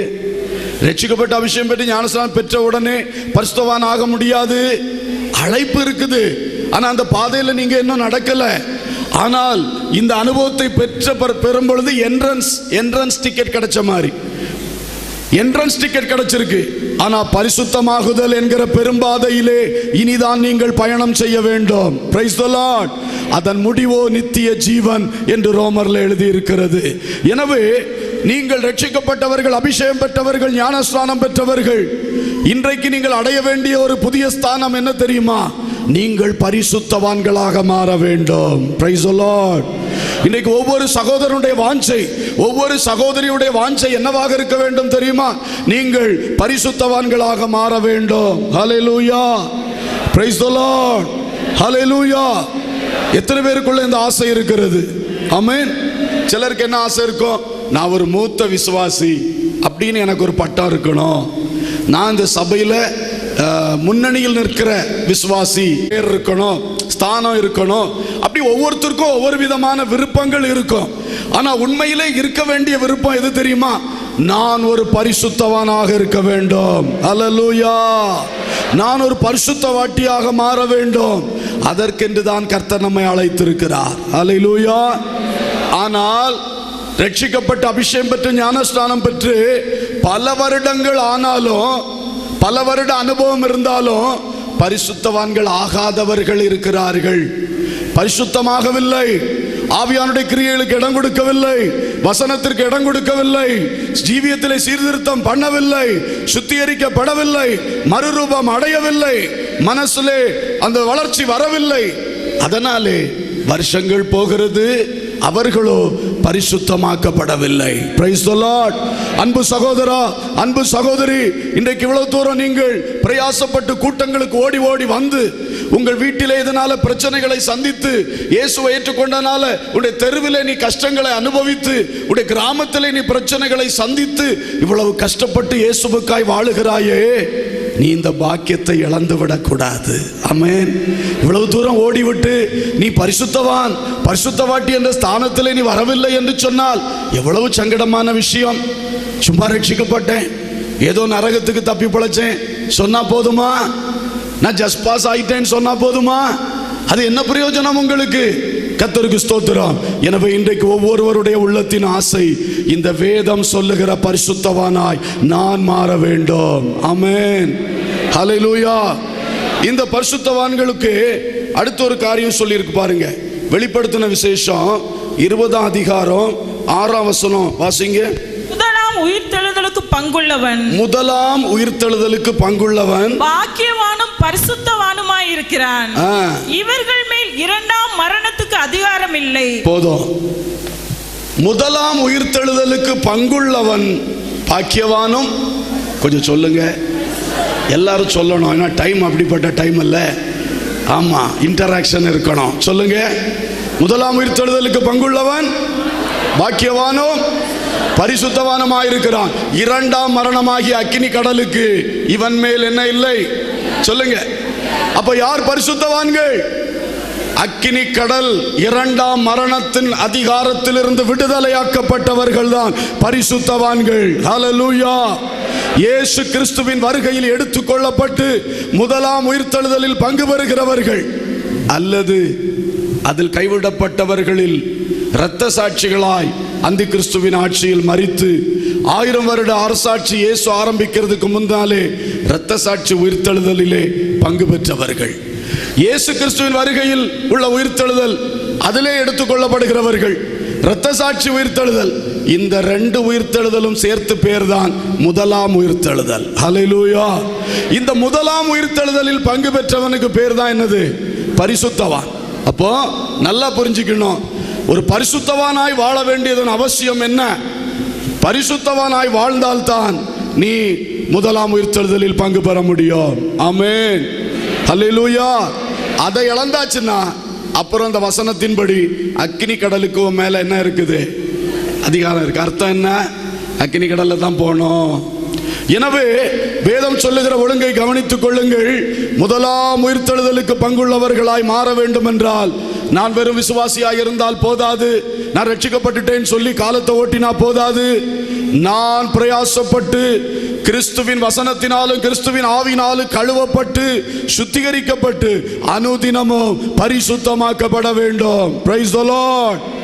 பரிசுத்தவான்களாகும்படிக்கே நீங்கள் அழைக்கப்பட்டிருக்கிறீர்கள். சும்மா உலகத்திலே கிறிஸ்தவனாய் வாழ்ந்து செத்து போறதுக்காய் அல்ல. ஒரு விசுவாசி 4 பேருக்கு நன்மை செய்தேன், சபைக்கு காணிக்க கொடுத்தேன், சபையை கட்டி கொடுத்தேன் சொல்லிவிட்டு நோவா பேழையை கட்டின ஆசாரிய போல தண்ணியில போறதுக்காக அல்ல. நீ முதலாம் உயிர்த்தெழுதலில் பங்கு பெற வேண்டும். ஹல்லேலூயா. ஆகையினாலே அதற்கேற்ற ஒரு சுத்திகரிப்பு நமக்குள் வர வேண்டும். இன்றைக்கு உங்கள் வாழ்க்கையை ஒரு நிமிஷம் சிந்தித்து பாருங்கள். நான் அடுத்த பகுதியை சொல்லுவதற்கு முன்னதாக ஒரு நிமிஷம் சிந்தித்து பாருங்கள். விசுவாசிகளோடு நான் பேசுகிறேன். நீங்கள் பரிசுத்தவான்கள் தானா? உங்கள் ஜீவியம் பரிசுத்தமாய் இருக்கிறதா? உங்கள் சிந்தை பரிசுத்தமாய் இருக்கிறதா? உங்கள் பேச்சு பரிசுத்தமாய் இருக்கிறதா? உங்கள் பார்வை பரிசுத்தமாய் இருக்கிறதா? நீங்கள் மற்றவர்களோடு பழகுகிற பழக்க வழக்கம் பரிசுத்தமாய் இருக்கிறதா? உன்னுடைய நட்பு, உன்னுடைய ஃப்ரெண்ட்ஷிப் பரிசுத்தம் உள்ளது தானா? உன்னுடைய அயல் வீட்டாரோடு நீ பரிசுத்தமாய் இருக்கிறாயா? உன் வீட்டுக்குள் குடியிருக்கிறவர்களோடு நீ பரிசுத்தமாய் இருக்கிறாயா? உன்னுடைய உடன் வேலைக்காரர்களோடு பரிசுத்தமாய் இருக்கிறாயா? உன் சபையில் வருகிற உடன் விசுவாசிகளோடு நீ பரிசுத்தமாய் இருக்கிறாயா? வாலிபர் கூட்டத்திலே, வாலிபர் முகாம்களிலே நீ சொல்லும் பொழுது பரிசுத்தமாய் இருக்கிறாயா? எந்த இடத்திலும் உன் இருதயத்தில் பரிசுத்தம் உண்டோ? பரிசுத்தம் இல்லாமல் ஒருவனும் தேவனை தரிசிக்க முடியாது. பரிசுத்தவான்கள் ஆகும்படிக்கு தேவன் நம்மை அழைத்தார். ஏதோ வந்து உலகத்திலே சில நன்மைகளை பெற்று அதற்காக வந்து ஆடி பாடி துதிப்பதற்காக இயேசு நம்மை அழைக்கவில்லை. நீ பரிசுத்தப்பட வேண்டும், நீ என்னோடு வந்து சேர வேண்டும், நீ என்னுடைய ராஜ்யத்திலே பங்கு பெற்று பரிசுத்தவான்களோடு ஒருவனாய் நீ இருக்க வேண்டும். Price the Lord. அந்த பரிசுத்தமாகுதலுக்கு தான் இயேசு விரும்புகிறார். ஒவ்வொருடைய ஜீவிதத்திலும் இன்றைக்கு ஒவ்வொருத்தருக்கும் எத்தனையோ பேர் சொல்லுவாங்க. ஒரு பெரிய மனுஷன், இவரால் தான் என் உயிர் காப்பாற்றப்பட்டு சொல்லுவாங்க, இவங்க தான் எனக்கு படிக்க வச்சாங்க சொல்லுவாங்க, நிறைய சொல்லுவாங்க. அந்த சாட்சிகளை விட எல்லாம் பெரிய நல்ல சாட்சி என்ன தெரியுமா? சூனேமியாள் எலிசா தீர்க்கதரிசியை பற்றி தன் கணவனிடத்திலே சொன்னாள், ஐயா, நம்முடைய வீட்டுக்கு அடிக்கடி வந்து போகிற இந்த மனுஷன் பரிசுத்தவான் என்று காண்கிறேன். ஹல்லேலூயா. அந்த ஊழியர் அந்த வீட்டுக்கு அடிக்கடி வந்து சென்றார். அங்கே தங்கி இருந்தார் சில வேளைகளிலே. ஆனா அவரை பற்றி அந்த வீட்டுக்கார அம்மா சொன்ன சாட்சி, இவர் ரொம்ப வல்லமை உள்ளவர், ரொம்ப தீர்க்கதரிசி, என் பிள்ளைய செத்தப்போ உயிரோடு எழுப்பினாரு. அந்த சாட்சியை விட எல்லாம் பெரிய சாட்சி, இவர் பரிசுத்தவான். ஆமென். இன்றைக்கு நீங்கள் போய் வருகிற, ஈடுபடுகிற, பழகுகிற இடங்களிலே இந்த சாட்சி உங்களில் எத்தனை பேருக்கு உண்டாயிருக்கிறது? நம்ம வீட்டுக்கு வராங்களே, அந்த சிஸ்டர் ரொம்ப பரிசுத்தமான சிஸ்டர் ஆகும்.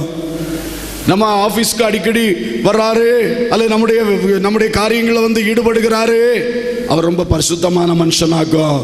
ஒவ்வொரு தேவ பிள்ளையை பற்றி இந்த சாட்சி தான் இன்னைக்கு வேணும். ஆமென். இந்த சாட்சி தான் நமக்கு தேவை. கர்த்தருக்கு ஸ்தோத்திரம். ஒரு நாள் ஆரோனை தான் தேவன் தெரிந்து கொண்டாரா, எங்களெல்லாம் தெரிந்து கொள்ளலையா என்று ஒரு கூட்டம் எதிர்த்து எழும்பினார்கள். அப்பொழுது மோசே சொன்னா, ஒவ்வொரு கோத்திரத்துக்கு ஒரு கோல் எடுத்துட்டு வாங்க, இந்த கோலை கொண்டு உள்ள வைக்கிறேன், யாருடைய கோல் துளிர்த்து பூ பூத்து காய் காய்க்குமோ அவன்தான் தேவன் தெரிந்து கொண்ட பரிசுத்தவான். ஹல்லேலூயா. அப்பொழுது ஆரோனுடைய கோல் துளிர்த்தது. Price the Lord. அதனால் அன்றைக்கு நிரூபணம் ஆயிற்று, ஆரோன் தான் தேவனால் தெரிந்து கொள்ளப்பட்டு பரிசுத்தமாக்கப்பட்ட ஆசாரியன். ஆமென். ஆசாரிய ஊழியம் என்பது ஆரோனுக்கு சொந்தமானது. அன்றைக்கு நிரூபணம் ஆயிற்று. சங்கீதத்திலே எழுதி வைத்திருக்கிறது, சங்கீத புத்தகத்திலே, கர்த்தருடைய பரிசுத்தனாகிய ஆரோன். Price the Lord. பரிசுத்தவான் என்கிற பெயர் பெறுவதுதான் ரொம்ப முக்கியம். பவுல் சொன்னார், பரிசுத்தவான்கள் எல்லாரிலும் சிறியவனாகிய நான். ஆனா உண்மையில் அவர் சிறியவனா? பரிசுத்தவான்கள் கூட்டத்திலே பெரிய ஆள் அவரு. அல்லேலூயா. தாழ்மையா சொல்றாரு. ஆனா தாழ்மையா சொன்னாலும் தன்னை அந்த பட்டியலுக்குள்ள இணைத்துக் கொண்டார். Price the Lord. நான் ஒரு பரிசுத்தவான். அதுல அவர் அழகா சொல்றார், நான் ஒரு பரிசுத்தவான். ஆனா தாழ்மையா சொல்றார், பரிசுத்தவான்கள் எல்லாரிலும் சிறியவன். ஆனால் அவரே சொல்றார், நான் யார்? நான் ஒரு பரிசுத்தவான். இப்படிப்பட்ட ஒரு சாட்சி தான் இன்றைக்கு எல்லா ஊழியர்களுக்கும் விசுவாசிகளுக்கும் தேவையாயிருக்கிறது. கர்த்தருடைய பரிசுத்த கண்கள் இன்றைக்கு அதைத்தான் பார்த்து கொண்டிருக்கிறது. நீ எவ்வளவு வீரம் காட்டினாய், எவ்வளவு திறமை காட்டினாய், எவ்வளவு பெரிய காரியத்தை சாதித்தாய், அதெல்லாம் அடுத்த பட்டியல். முதல் பட்டியல், நீ எவ்வளவு பரிசுத்தமாக வாழ்ந்தாய். Price the Lord. பரிசுத்தமுள்ள தேவன், பரிசுத்தமுள்ள ராஜ்யம், பரிசுத்தமுள்ள தேவ சமூகம், அங்கே செல்ல பரிசுத்தம் வேண்டும். அல்லேலூயா. நான் அடுத்த பகுதிக்கு போறதுக்கு முன்னாடி ஒரு நிமிஷம் கண்களை மூடி இந்த ஒரு காரியத்துக்காய் ஒரு ஏக்கத்தோடு, ஒரு அழுகையோடு, ஒரு கண்ணீரோடு ஒரு நிமிஷம் ஆண்டவர் பாதத்திலே, நீங்க யாரா இருந்தாலும், எத்தனை வருஷம் அனுபவம் உள்ளவர்களா இருந்தாலும் சரிதான், அன்பானவர்களே, உங்களை இப்ப தாழ்த்துங்க ஆண்டவர் சமூகத்தில். அப்பா, என்ன ஒரு பரிசுத்தவான்னு நீங்க சொல்லணும்ப்பா. என்ன ஒரு இயேசு வருகிறார், நொறுங்குண்ட நெஞ்சத்தையே இயேசு அழைக்கிறார். நெஞ்சத்திலே தூய்மை உண்டோ, இயேசு வருகிறார். நொறுங்குண்ட நெஞ்சத்தையே இயேசு அழைக்கிறார். வாருந்தி சுமக்கும் பாவம் உன்னை கொடிய இருளில் சேர்க்கும். வாருந்தி சுமக்கும் பாவம் உன்னை கொடிய இருளில் சேர்க்கும்.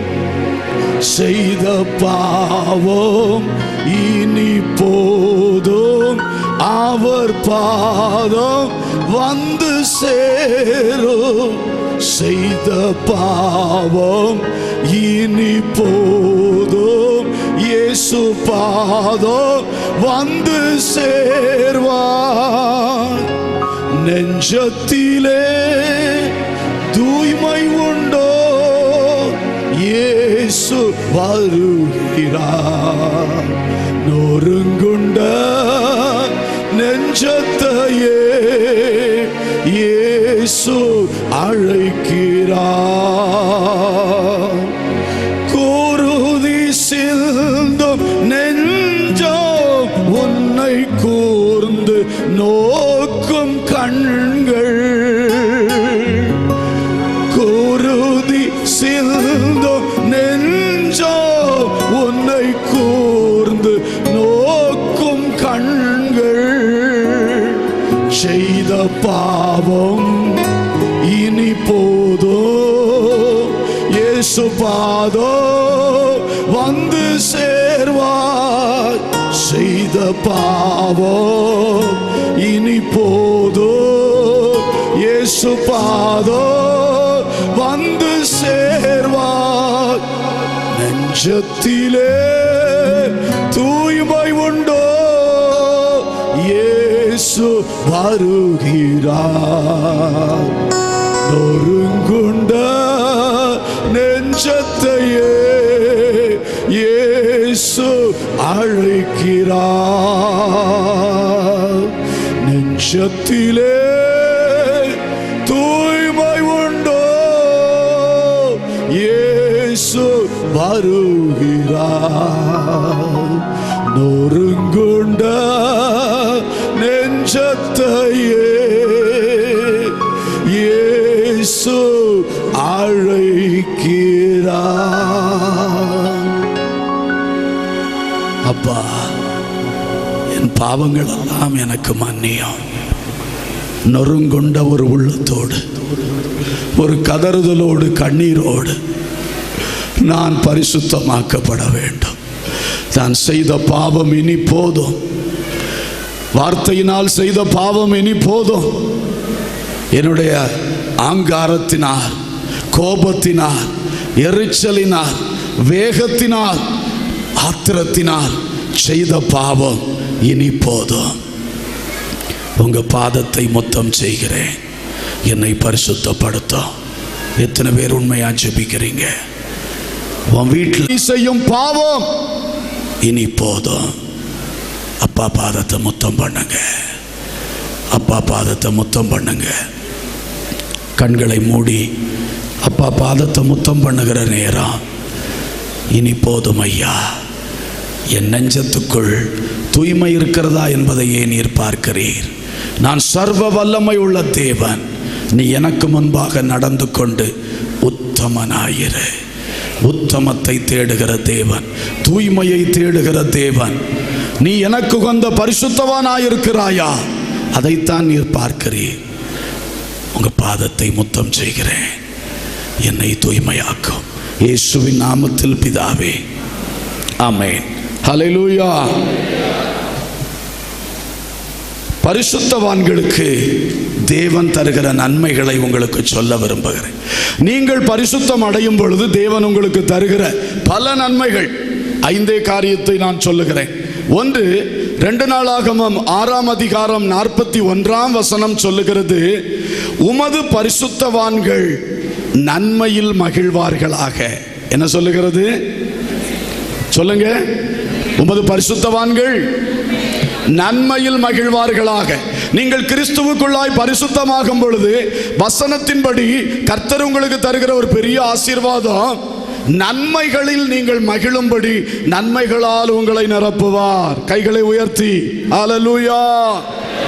இன்றைக்கு நன்மைகள் நமக்கு எல்லாருக்கும் தேவை. நன்மைகள் கிடைக்கவில்லை என்று சிலருக்கு வருத்தம். ஆனால் நீங்கள் பரிசுத்தமாகும் பொழுது கர்த்தர் தம்முடைய பரிசுத்தவான்களை நன்மையினால் மகிழ்ச்சி அடைய செய்வார். Price the Lord. நீங்கள் பரிசுத்தத்துக்காக ஏங்கி ஜெபித்து, பரிசுத்தத்துக்காக நீங்கள் உற்சாகத்தோடும் பாரத்தோடும் அந்த கவனத்தோடும் ஜீவிக்கும் பொழுது இந்த உலகத்திலே நீங்கள் கேட்காத நன்மைகள், உங்கள் வாழ்க்கைக்கு தேவையான நன்மைகள் அனைத்தும் அந்த ஜோதிகளின் பிதாவினிடத்திலிருந்து உங்களுக்காக இறங்கி வரும். Price the Lord. உங்கள் பிள்ளைகளுக்கான நன்மைகள், அவருடைய படிப்புக்கு அடுத்த நன்மைகள், அவருடைய விவாகத்துக்கு அடுத்த நன்மைகள், அவருடைய எதிர்காலத்துக்கு அடுத்த நன்மைகள், இந்த நன்மைகளுக்கெல்லாம் பரிசுத்தமாகிற ஒரு தேவ பிள்ளையின் விஷயத்திலே அது தானாக இறங்கி வரும். Price the Lord. பரிசுத்தவான்களை, தன்னுடைய பரிசுத்தவான்களை நன்மையினால் மகிழ பண்ணுகிற தேவன். Price the Lord. நீங்க ரட்சிக்கப்பட்டு பரிசுத்தமாக்கப்படும் பொழுது இந்த அனுபவத்திலே உங்கள் குடும்பங்களில் தேவன் எவ்வளவு நன்மைகள் செய்திருக்கிறார். கொஞ்சம் உங்கள் குடும்பத்தின் சூழ்நிலைகளை திரும்பி நோக்கி பாருங்கள். நீங்கள் எதிர்பாராத நன்மைகளை பெற்றிருக்கிறீர்களா இல்லையா? நீங்கள் ஜெபிக்காத நன்மைகளை அனுபவிக்கிறீர்களா இல்லையா?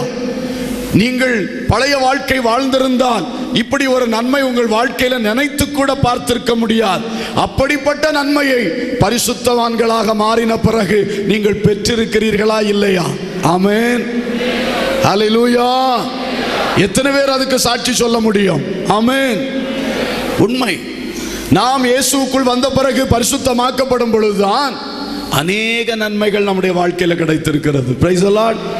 சில நினைப்பாங்க, உலகத்துக்காக வாழ்ந்து உலகத்துல இருந்தா தானே உலகத்துல எல்லா நன்மையும் கிடைக்கும். இவங்க சொல்ற மாதிரி பரிசுத்தம் பரிசுத்தம்னு போயாச்சுன்னா உலகத்துல என்ன நன்மை கிடைக்கும், என்ன மகிழ்ச்சி கிடைக்கும் அப்படி நினைக்கிறாங்க. ஆனால் வேதம் சொல்லுகிறது, தேவன் தமது பரிசுத்தவான்களைத்தான் நன்மையில் மகிழ பண்ணுகிறார். அல்லேலூயா. உலகம் தருகிற சந்தோஷம் நிலையில்லாதது, ஏமாற்றக்கூடியது, பின்னால வருத்தங்களுக்குள்ள சிக்க வைக்கக்கூடியது. ஆனா தேவன் தமது பரிசுத்தவான்களுக்காக பரத்திலே உருவாக்கி அந்த ஜோதிகளின் பிதாவானவர் அனுப்பி தருகிறாரே நன்மை, இந்த நன்மை நாம் என்றும் மகிழக்கூடியது. Price the Lord.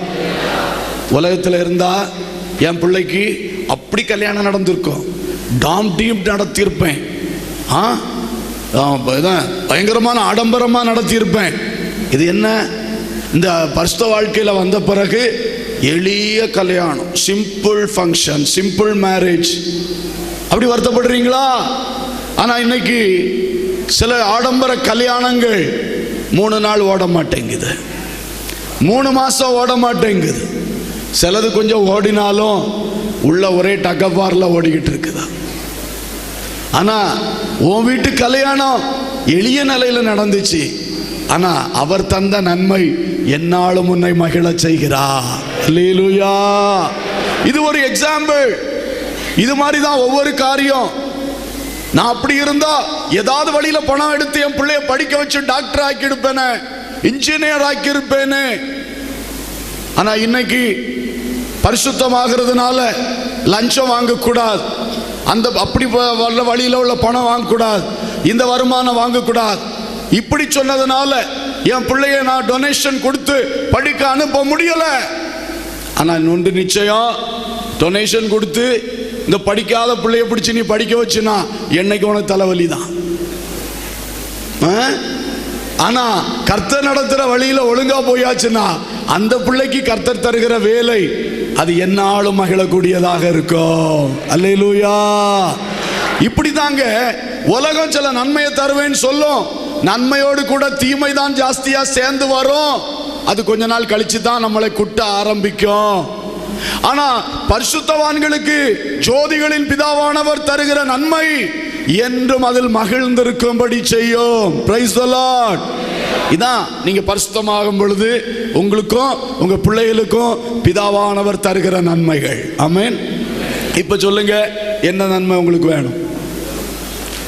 உலகம் தரக்கூடிய பெரிய பெரிய நன்மைகள் கடைசியில அதுல வரக்கூடிய தீமைகளை அனுபவிக்கிறதுக்கு மனுஷனுக்கு முடியாது. போதும்டான ஆயிடும். ஆனா கர்த்தர் தருகிற நன்மைகள், அந்த நன்மையோடு அவர் மகிழ்ச்சியும் தருகிறார். Price the Lord. கர்த்தர் தருகிறது ஒருவேளை நீ எதிர்பார்க்காத ஒன்றா இருக்கலாம், சிறிதா இருக்கலாம், பார்வைக்கு அற்பமாக இருக்கலாம். ஆனால் அந்த நன்மையோடு கர்த்தர் தருகிற மகிழ்ச்சி என்னாலும் உன் வாழ்க்கையில் இருக்கும். Price the Lord. கர்த்தருக்கு காத்திரு, கர்த்தர் உன்னை உயர்த்துவார். மனுஷனுடைய காலை பிடிச்சி மனுஷனுடைய வராண்டாவில் போய் காவல் கடந்து 4 பேருக்கு சம்திங் தள்ளி உயராதே. அது உயர்வு அல்ல. கர்த்தருக்கு காத்திரு, ஏற்ற வேளையில் அவர் உன்னை உயர்த்துவார். அவருடைய பலத்த கரத்தின் கீழ் அடங்கி இரு. Price the Lord. அவர் தருகிற அந்த உயர்வாகிய நன்மை என்னாலும் உன்னை மகிழ செய்யும். Price the Lord. அடித்து பறித்து ஒரு பதவியை வாங்கினா அந்த பதவியில ஒரு நாள் கூட நிம்மதியா நீ இருக்க மாட்ட.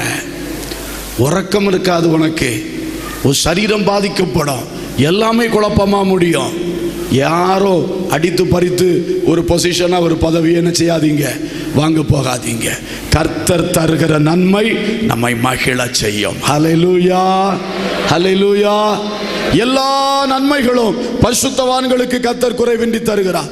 இரண்டாவதாக சங்கீதம் 85:8 சொல்லுகிறது. 85:8, அவர் தமது பரிசுத்தவான்களுக்கு சமாதானம் கூறுவார். இரண்டாவது கிடைக்கிற ஆசீர்வாதம் என்ன சொல்லுங்க? அவர் தமது பரிசுத்தவான்களுக்கு என்ன கூறுவார்? சமாதானம் கூறுவார். அல்லேலூயா. ஒரு பிரச்சனை இல்லை, ரொம்ப கொந்தளிப்பா இருக்கிறீங்க, ஒரு அன்புக்குரியவர் வருவார். அது நானா இருக்கட்டும் யாரா இருக்கட்டும், வந்தா நாங்க என்ன சொல்லுவோம்? ஒன்றும் பயப்படாதீங்க, உங்களுக்கு சமாதானம் தான். ஒன்றும் பயப்படாதீங்க, உங்களுக்கு நாங்க சொல்லிட்டு போயிடுவோம். ஆனா இயேசு கிறிஸ்து கூறுவார், உங்களுக்கு சமாதானம். அப்படி சொன்னார்னா அதுக்கப்புறம் உனக்கு சமாதானம் தான். அல்லேலூயா. மனுஷன் சொன்னா சில சமயம் சமாதானமா இருக்கும், சில சமயம் அப்படியே அதே சூழ்நிலை தான் போயிட்டு இருக்கும். என்னடா இவர் வந்து சொல்லிட்டு போனாரே சமாதானம், எந்த மாசம் வருமோ எந்த தேதியில வருமோ நினைச்சுக்கிட்டு இருப்போம். ஆனா இயேசுநாதர் சொன்னால் அதுக்கு பிறகு அது சமாதானம் தான். அல்லேலூயா. காற்றும் கடலும் இறைந்து சீஷர்கள் எல்லாம் தத்தளித்து படகெல்லாம் கவலக்கூடிய சூழ்நிலை, அவர் எழுந்தார். இறையாதே அமைதலாயிரு, ஒரே வார்த்தை தான், உடனே கப்சி, கம்ப்ளீட் சமாதானம். ஹல்லேலூயா. உயிர்த்தெழுந்து விட்டார். எங்கும் பரபரப்பு, சீஷர்களுடைய உள்ளம் ஒரே குழப்பம். ஏன்னா ஒரு பக்கம் உயிர்த்தெழுந்ததை நம்பவும் முடியல, நம்பாம இருக்கவும் முடியல. அடுத்தது இந்த அதிகாரிகள்லாம் சேர்ந்து இவங்க மேல பழிய போட்டான், இயேசுடைய பாடியை தூக்கிட்டு போயிட்டான்னு சொல்லிட்டு. இது வேற பயம். இப்படி குழப்பத்தில் இருக்கும் பொழுது கர்த்தர் வருகிறார், உங்களுக்கு சமாதானம். ஹல்லேலூயா. கர்த்தர் சமாதானம் கூறுகிறார். யாருக்கு கூறுகிறார்? அவருடைய பரிசுத்தவான்களுக்கு கூறுகிறார். ஆமென். துன்மார்க்கனுக்கு சமாதானம் இல்லை என்று கர்த்தர் சொல்லுகிறார். அவன் கொந்தளிக்கும் கடலை போல இருக்கிறான், நுரை தள்ளிக்கொண்டே இருக்கிறான். ஆனால் என் பரிசுத்தவான்களுக்கோ சமாதானம் கூறுகிறேன். ஹல்லேலூயா. Praise the Lord. துன்மார்க்கனுக்கு பணம் இருக்கலாம், சமாதானம் கிடையாது. அவன் பட்டம் இருக்கலாம், பதவி இருக்கலாம், என்ன கிடையாது? சகையு பார்த்தீங்களா? சகையுவுக்கு நல்ல ஒரு வீடு இல்ல, சகையுவுக்கு நல்ல ஒரு வீடு, நல்ல ஒரு கவர்மெண்ட் வேலை, நல்ல பணம். இதுக்கு மேல வாழ்க்கையில் என்ன வேணும்? நல்ல good job, good money, good house. போதுமா வீட்டு வாழ்க்கைக்கு? இன்னைக்கு எல்லாம் அப்படித்தானே சொல்லுவாங்க. ஒரு நல்ல வீடு கட்டணும், நல்ல செக்யூரிட்டி உள்ள ஒரு ஜாப் கிடைக்கணும், கை நிறைய பணம் கிடைக்கணும். முடிஞ்சா? சகைவுக்கு மூணுமே உண்டு. ஆனா என்ன கிடையாது? நிம்மதியே கிடையாது, சமாதானமே கிடையாது. இதுதான் வாழ்க்கை. அதுக்கு தான் சகைவு சரித்திரத்தை அழகா எழுதி வச்சுக்கிறார். உனக்கு பெரிய சம்பளம் இருக்கலாம், பெரிய வேலை இருக்கலாம், பெரிய வீடு கட்டிடலாம், ஆனா நீ கர்த்தருடைய பரிசுத்தவானா மாறுற வரைக்கும் உனக்கு என்ன கிடையாது? ஆமா, சமாதானம் கிடையாது. ஆனா சகை வீட்டில் என்னைக்கு இயேசு போய் கால் வச்சாரோ, என்னைக்கு அவன் மனம் திரும்பினானோ, அன்னைக்கு தான் ஆண்டவர் சொன்னார், இன்றைக்கு இந்த வீட்டுக்கு ரட்சிப்பு வந்தது. ஹல்லேலூயா. அன்பானவர்களே, பரிசுத்தவான்களுக்கு தான் சமாதானம். இந்த சமாதானம் என்பது நமக்கு ஆண்டவர் தந்திருக்கிற சொத்து. Price the Lord. தேசங்கள்ல பாருங்க, தலைவர்கள் ராஜாக்கள் கூடி பேசிக்குவாங்க, ரவுண்ட் டேபிள்ல உட்கார்ந்து கை கொடுப்பான். Peace talk. அதுக்கு பேர் என்னது? Peace talk. இங்க கை கொடுக்கும் போதே அங்க குண்டு வெடிக்கும், எல்லையில் என்ன வெடிக்கும்? குண்டு வெடிக்கும். இதான் பீஸ் டாக். இதான் உலகத்திலே சமாதானம். எல்லாம் மாறி மாறி சமாதானம் கூறுவார்கள், கை குலுக்குவார்கள். குலுக்கிறதுக்கு முன்னால அங்க என்ன வெடிக்கும்? குண்டு வெடிச்சுக்கிட்டே இருக்கும். இதான் உலகம் தருகிற சமாதானம். வாழ்க்கையிலும் இதுதான் நடக்கிறது. ஐயோ, ரொம்ப நாள் எதிர்பார்த்தேன், எப்படியாவது ஒரு நல்ல பொண்ணு கிடைச்சிருச்சுன்னா ரொம்ப சமாதானமா இருப்பேன். அன்னைக்கு கல்யாணம் பண்ணி ரொம்ப சந்தோஷம், ஆஹா, அடுத்த நாளே அவருக்கு சந்தோஷம் போயிடும். அப்புறம் சொல்லுவாரு, எப்படியாவது ஒரு பிள்ளை கிடைச்சிட்டுன்னா பாருங்க, 2 வருஷம் பிள்ளை இல்லாம இருக்கேன், எப்படியாவது பிள்ளை கிடைச்சாச்சு. அப்புறம் பார்த்தா என்ன சொல்லுவாரு? இந்த பிள்ளை எப்படி தான் படிக்க வைப்பனோ தெரியலையே. ஏதோ ஒரு கலக்கம், ஏதோ ஒரு பிரச்சனை. ஒரு நாளும் அந்த மனுஷனுக்கு நிம்மதியே கிடையாது. ஆனா பரிசுத்தவான்களுக்கோ அவர் சமாதானம் கூறுகிறார். ஹல்லேலூயா. அவர் கூறுகிற சமாதானம் அப்படியே ஆகும். காரணம், அவர் சொல்ல ஆகும், அவர் கட்டளையிட நிற்கும். Price the Lord. உங்களுக்கு விரோதமாய் சாத்தான் கர்ச்சிக்கிற சிங்கம் போல் வருகிறானா? இயேசு உன்னை பார்த்து சமாதானம் கூறுகிறார். அந்த கர்ச்சிக்கிற சிங்கம் உன்னை நெருங்க முடியாது. ஆமென். உன் சமாதானத்தை அவன் எடுத்து போட முடியாது. நான் சமாதானத்தோடு படுத்துக்கொண்டு சுகமாய் என்ன செய்வேன்? நித்திரை செய்வேன். சாத்தான் தொந்தரவு பண்ண முடியாது. துன்மார்க்கனுடைய போராட்டம் சில குடும்பத்திலே, ஐயோ என் பிள்ளைய படிக்கிறதுக்கு ஸ்கூலுக்கு காலேஜுக்கு அனுப்ப முடியலையே அந்த துன்மார்க்கனால, அந்த பஸ் ஸ்டாப்ல போய் பஸ் ஏற முடியலையே அந்த துன்மார்க்கனால, என் வீட்டில் ஜன்னலை திறந்து போட முடியலையே அங்க ஒரு துன்மார்க்கனால என்று துன்மார்க்கருடைய போராட்டங்களினாலே கலங்கி குழம்பி இருக்கிறவர்கள், நீ கர்த்தருடைய பரிசுத்தவானாய் மாறும் பொழுது கர்த்தர் உனக்கு சமாதானம் கூறுகிறார். எல்லா கொந்தளிப்பு மாறி போகும். அல்லேலூயா. எவன் சீறினாலும் எவன் கொந்தளித்தாலும் உன்னை தொட ஒருவனுக்கும் அனுமதி இல்லை. ஆமென். ஏனென்றால் நீ கர்த்தருடைய கரத்தில் இருக்கிறாய். உனக்கு சமாதானம் கூறுகிறது கர்த்தர். நீ கர்த்தருடைய பரிசுத்தவான். கர்த்தருடைய பரிசுத்தவானுக்கு நன்மைகள், மகிழ்ந்திருக்கிற நன்மைகள். கர்த்தருடைய பரிசுத்தவானுக்கு சமாதானம். மூணாவது, யூதாவின் நிருபம் 3ஆம் அதிகாரத்தில் படிக்கிறோம், பரிசுத்தவான்களுக்கு ஒரு விசை ஒப்பு கொடுக்கப்பட்ட விசுவாசம். கர்த்தருடைய பரிசுத்தவான்களுக்கு விசுவாசம் என்ற விலையேற பெற்ற பொக்கிஷத்தை அவர் ஒப்பு கொடுக்கின்றார். அல்லேலூயா. விசுவாசத்தை தருகின்றார் என்று மட்டுமல்ல, இது விசுவாசத்தை ஒப்பு கொடுக்கிறது. நல்லா கவனிங்க. ஒரு விலையேற பெற்ற ஒரு பொருளை கொண்டு வந்து ஒருத்தர் கையில் நம்ம ஒப்பு கொடுக்கிறோம். இது இனி உங்களுக்கு தான், நீங்க பத்திரமா வச்சு பயன்படுத்தணும் அப்படி சொல்லி ஒப்பு கொடுக்கிறோம். கர்த்தர் அந்த விசுவாசம் என்கிற அந்த விலையேற பெற்ற பொக்கிஷத்தை பரிசுத்தவான்களாகிய நம்மிடத்திலே ஒப்படைத்திருக்கின்றார். எல்லாரும் கரங்களை தட்டி தேவனை மகிமைப்படுத்துவோம். அல்லேலூயா. என்ன செய்திருக்கிறார்? ஒப்படைத்திருக்கிறார். ஏன்னா இந்த விசுவாசம் என்கிறது நமக்குள்ள இருக்கிறதுனால தான் நம்ம பெரிய பெரிய நன்மைகளை பெற்றுக் கொண்டிருக்கிறோம். உதாரணமாக, விசுவாசம் இல்லாத, தேவன் மேல் விசுவாசம் இல்லாத ஒரு மனுஷன் தன் கையில் வரக்கூடிய பணத்தை எண்ணி எண்ணி கணக்கு கூட்டி அதுபடி தான் வாழ முடியும். அதுக்கு மேலே ஒரு ஸ்டெப் உயர முடியாது. ஆனால் தன் கையில் வருகிற பணத்துக்கு மேலாக இயேசு என்னை நடத்துவார் என்று விசுவாசத்தோடு முழங்கால் படியிட்டு தன் குடும்பத்தின் ஒவ்வொரு காரியங்களுக்காக ஜெபித்து விசுவாசத்தோடு குடும்பத்தை நடத்துகிற ஒரு மனுஷன் கடைசியில பார்க்கும் பொழுது அவன் கையில வைத்து எண்ணுகிறதை பார்க்கிலும் அற்புதமான மேன்மைகளை அவன் பெற்றிருப்பான். ஹல்லேலூயா. மற்றபடி அந்த உலகத்தில் உள்ள திறமைகள், தாளந்துகள், அறிவு, இது மட்டும் அந்த அளவுக்கு தான் அவங்க வளர்ச்சி இருக்கும். ஆனால் விசுவாசம் என்பது தேவனிடத்திலிருந்து பெற்றுக்கொள்ளுகிற ஒன்று. அந்த விசுவாசம் என்கிற விலையேற பெற்ற விஷயம் உங்க கையில கிடைச்சிட்டுன்னா நீங்கள் தேவனிடத்திலிருந்து பெற்றுக்கொண்டே இருக்கலாம். அல்லேலூயா. ஒரு உதாரணம், நீங்கள் என்னிடத்தில் வந்து, பாஸ்டர் எனக்கு இந்த வேலை கிடைக்கும்படி அல்லது இந்த தேவை சந்திக்கப்படும்படி ஜெபம் பண்ணுங்க. சரி, நான் ஜெபம் பண்றேன். கர்த்தர் இறங்கி உங்களுக்கு ஒரு அற்புதத்தை செய்தார். சந்தோஷம், பெற்றுக்கொண்டீங்க. இனி அடுத்தது உங்களுக்கு இன்னொரு தேவை வருது. திரும்ப ஏதாவது ஒரு பாஸ்டரை தேடி ஓடணும். பாஸ்டர் எனக்காக இதுக்காக ஜெபம் பண்ணுங்க. அதே வேளையில் உங்களுக்குள்ளேயே இந்த விசுவாசம் வந்துருச்சுன்னா உங்களுடைய அனைத்து தேவைகளுக்கும் அனைத்து காரியங்களுக்கும் நீங்களே கர்த்தரை நோக்கி ஜெபிக்க ஆரம்பிக்கிறீங்க. உங்களுக்கு ஆண்டவர் அற்புதமான நன்மைகளை தருகிறார். அல்லேலூயா. இது எப்படி தெரியுமா?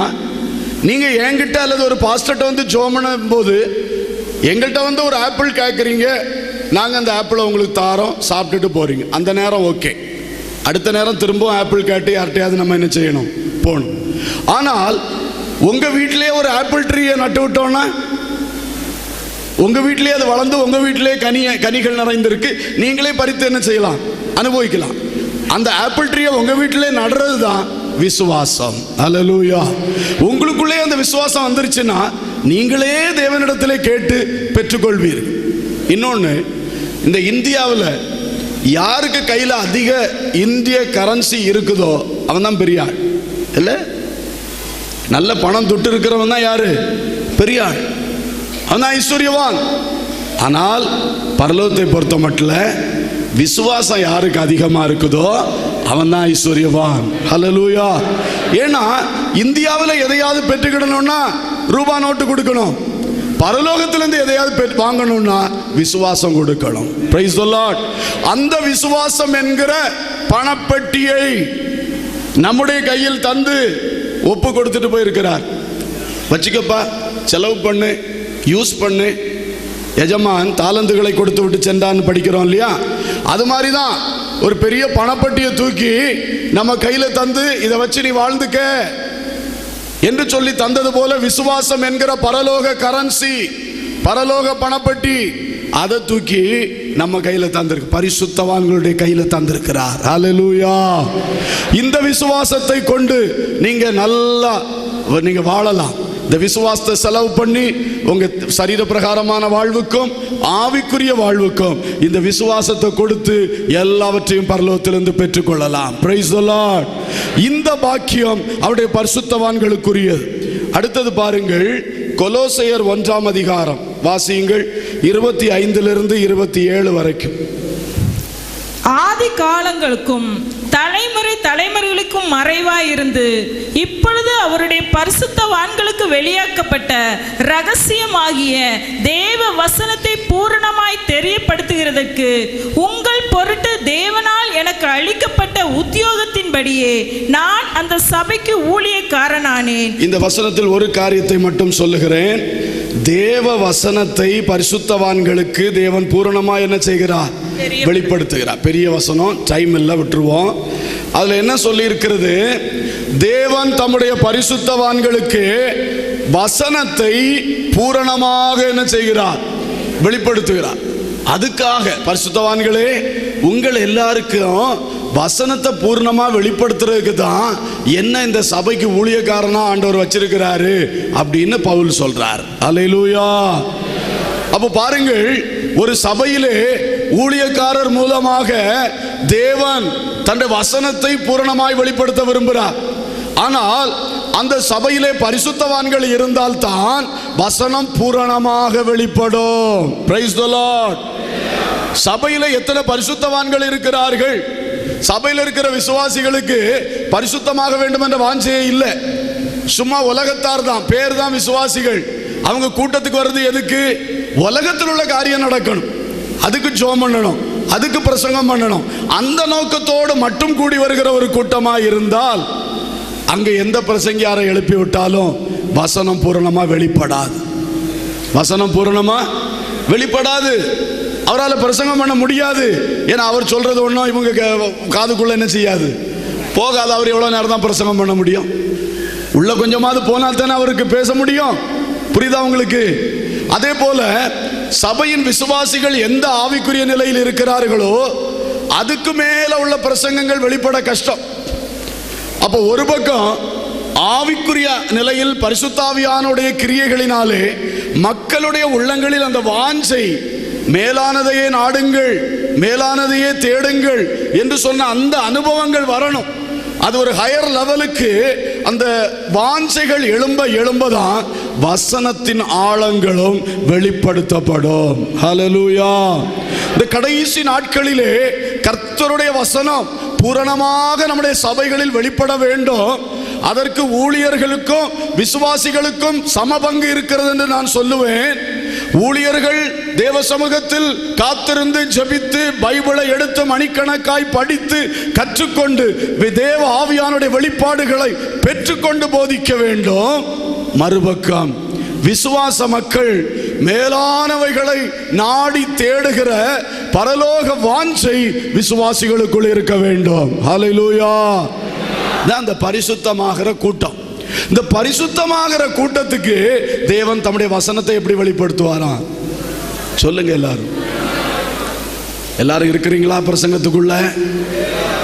ஐத்திகுமார் யாராவது இருக்கிறீங்களா? Price the Lord. தெரியல சிலருக்கு. ஐத்திகு என்ன பண்ணார் பிரசங்கத்தில்? அப்போஸ்தலனாகிய பவுலுடைய பிரசங்கத்தில் ஐத்திகு உறங்கி ஜன்னல் வழியா என்ன செஞ்சிட்டாரு? கீழே விழுந்தான், செத்தே போனான். பிரசங்கத்திலே செத்தான். பார்த்தீங்களா? அதனால பிரசங்கத்தில் ரொம்ப கவனமா இருக்கணும். Price the Lord. எல்லாரும் கவனமா இருக்கணும். Price the Lord. பின்னால அல்லேலூயா சொல்லுங்க. Very good. கர்த்தருக்கு ஸ்தோத்திரம். அன்பானவர்களே, இங்கு வசனத்தை பூரணமாய் வெளிப்படுத்துகிறார். அதில் கீழே வாசித்து வரும்பொழுது இன்னொரு விசேஷமான காரியம் அதே வசனங்கள்ல சொல்லி இருக்கு.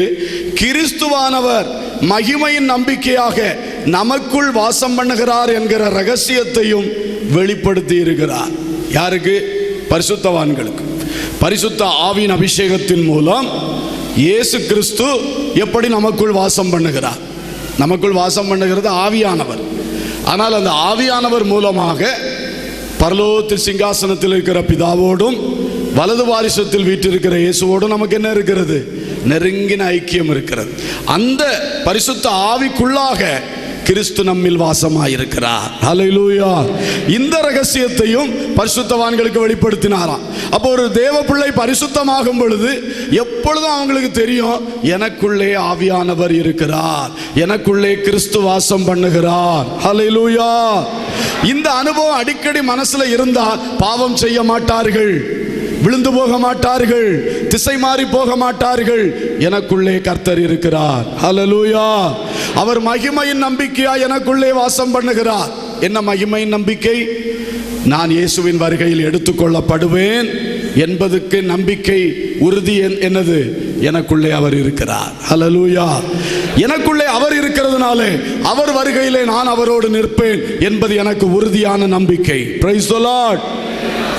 நீங்க எப்படி எடுத்துக்கொள்ளப்படுவீங்கன்னு உங்களுக்கு எப்படி தெரியும்? நீங்க மரித்தாலும் உயிர் தெழுவீங்கன்னு எப்படி தெரியும்?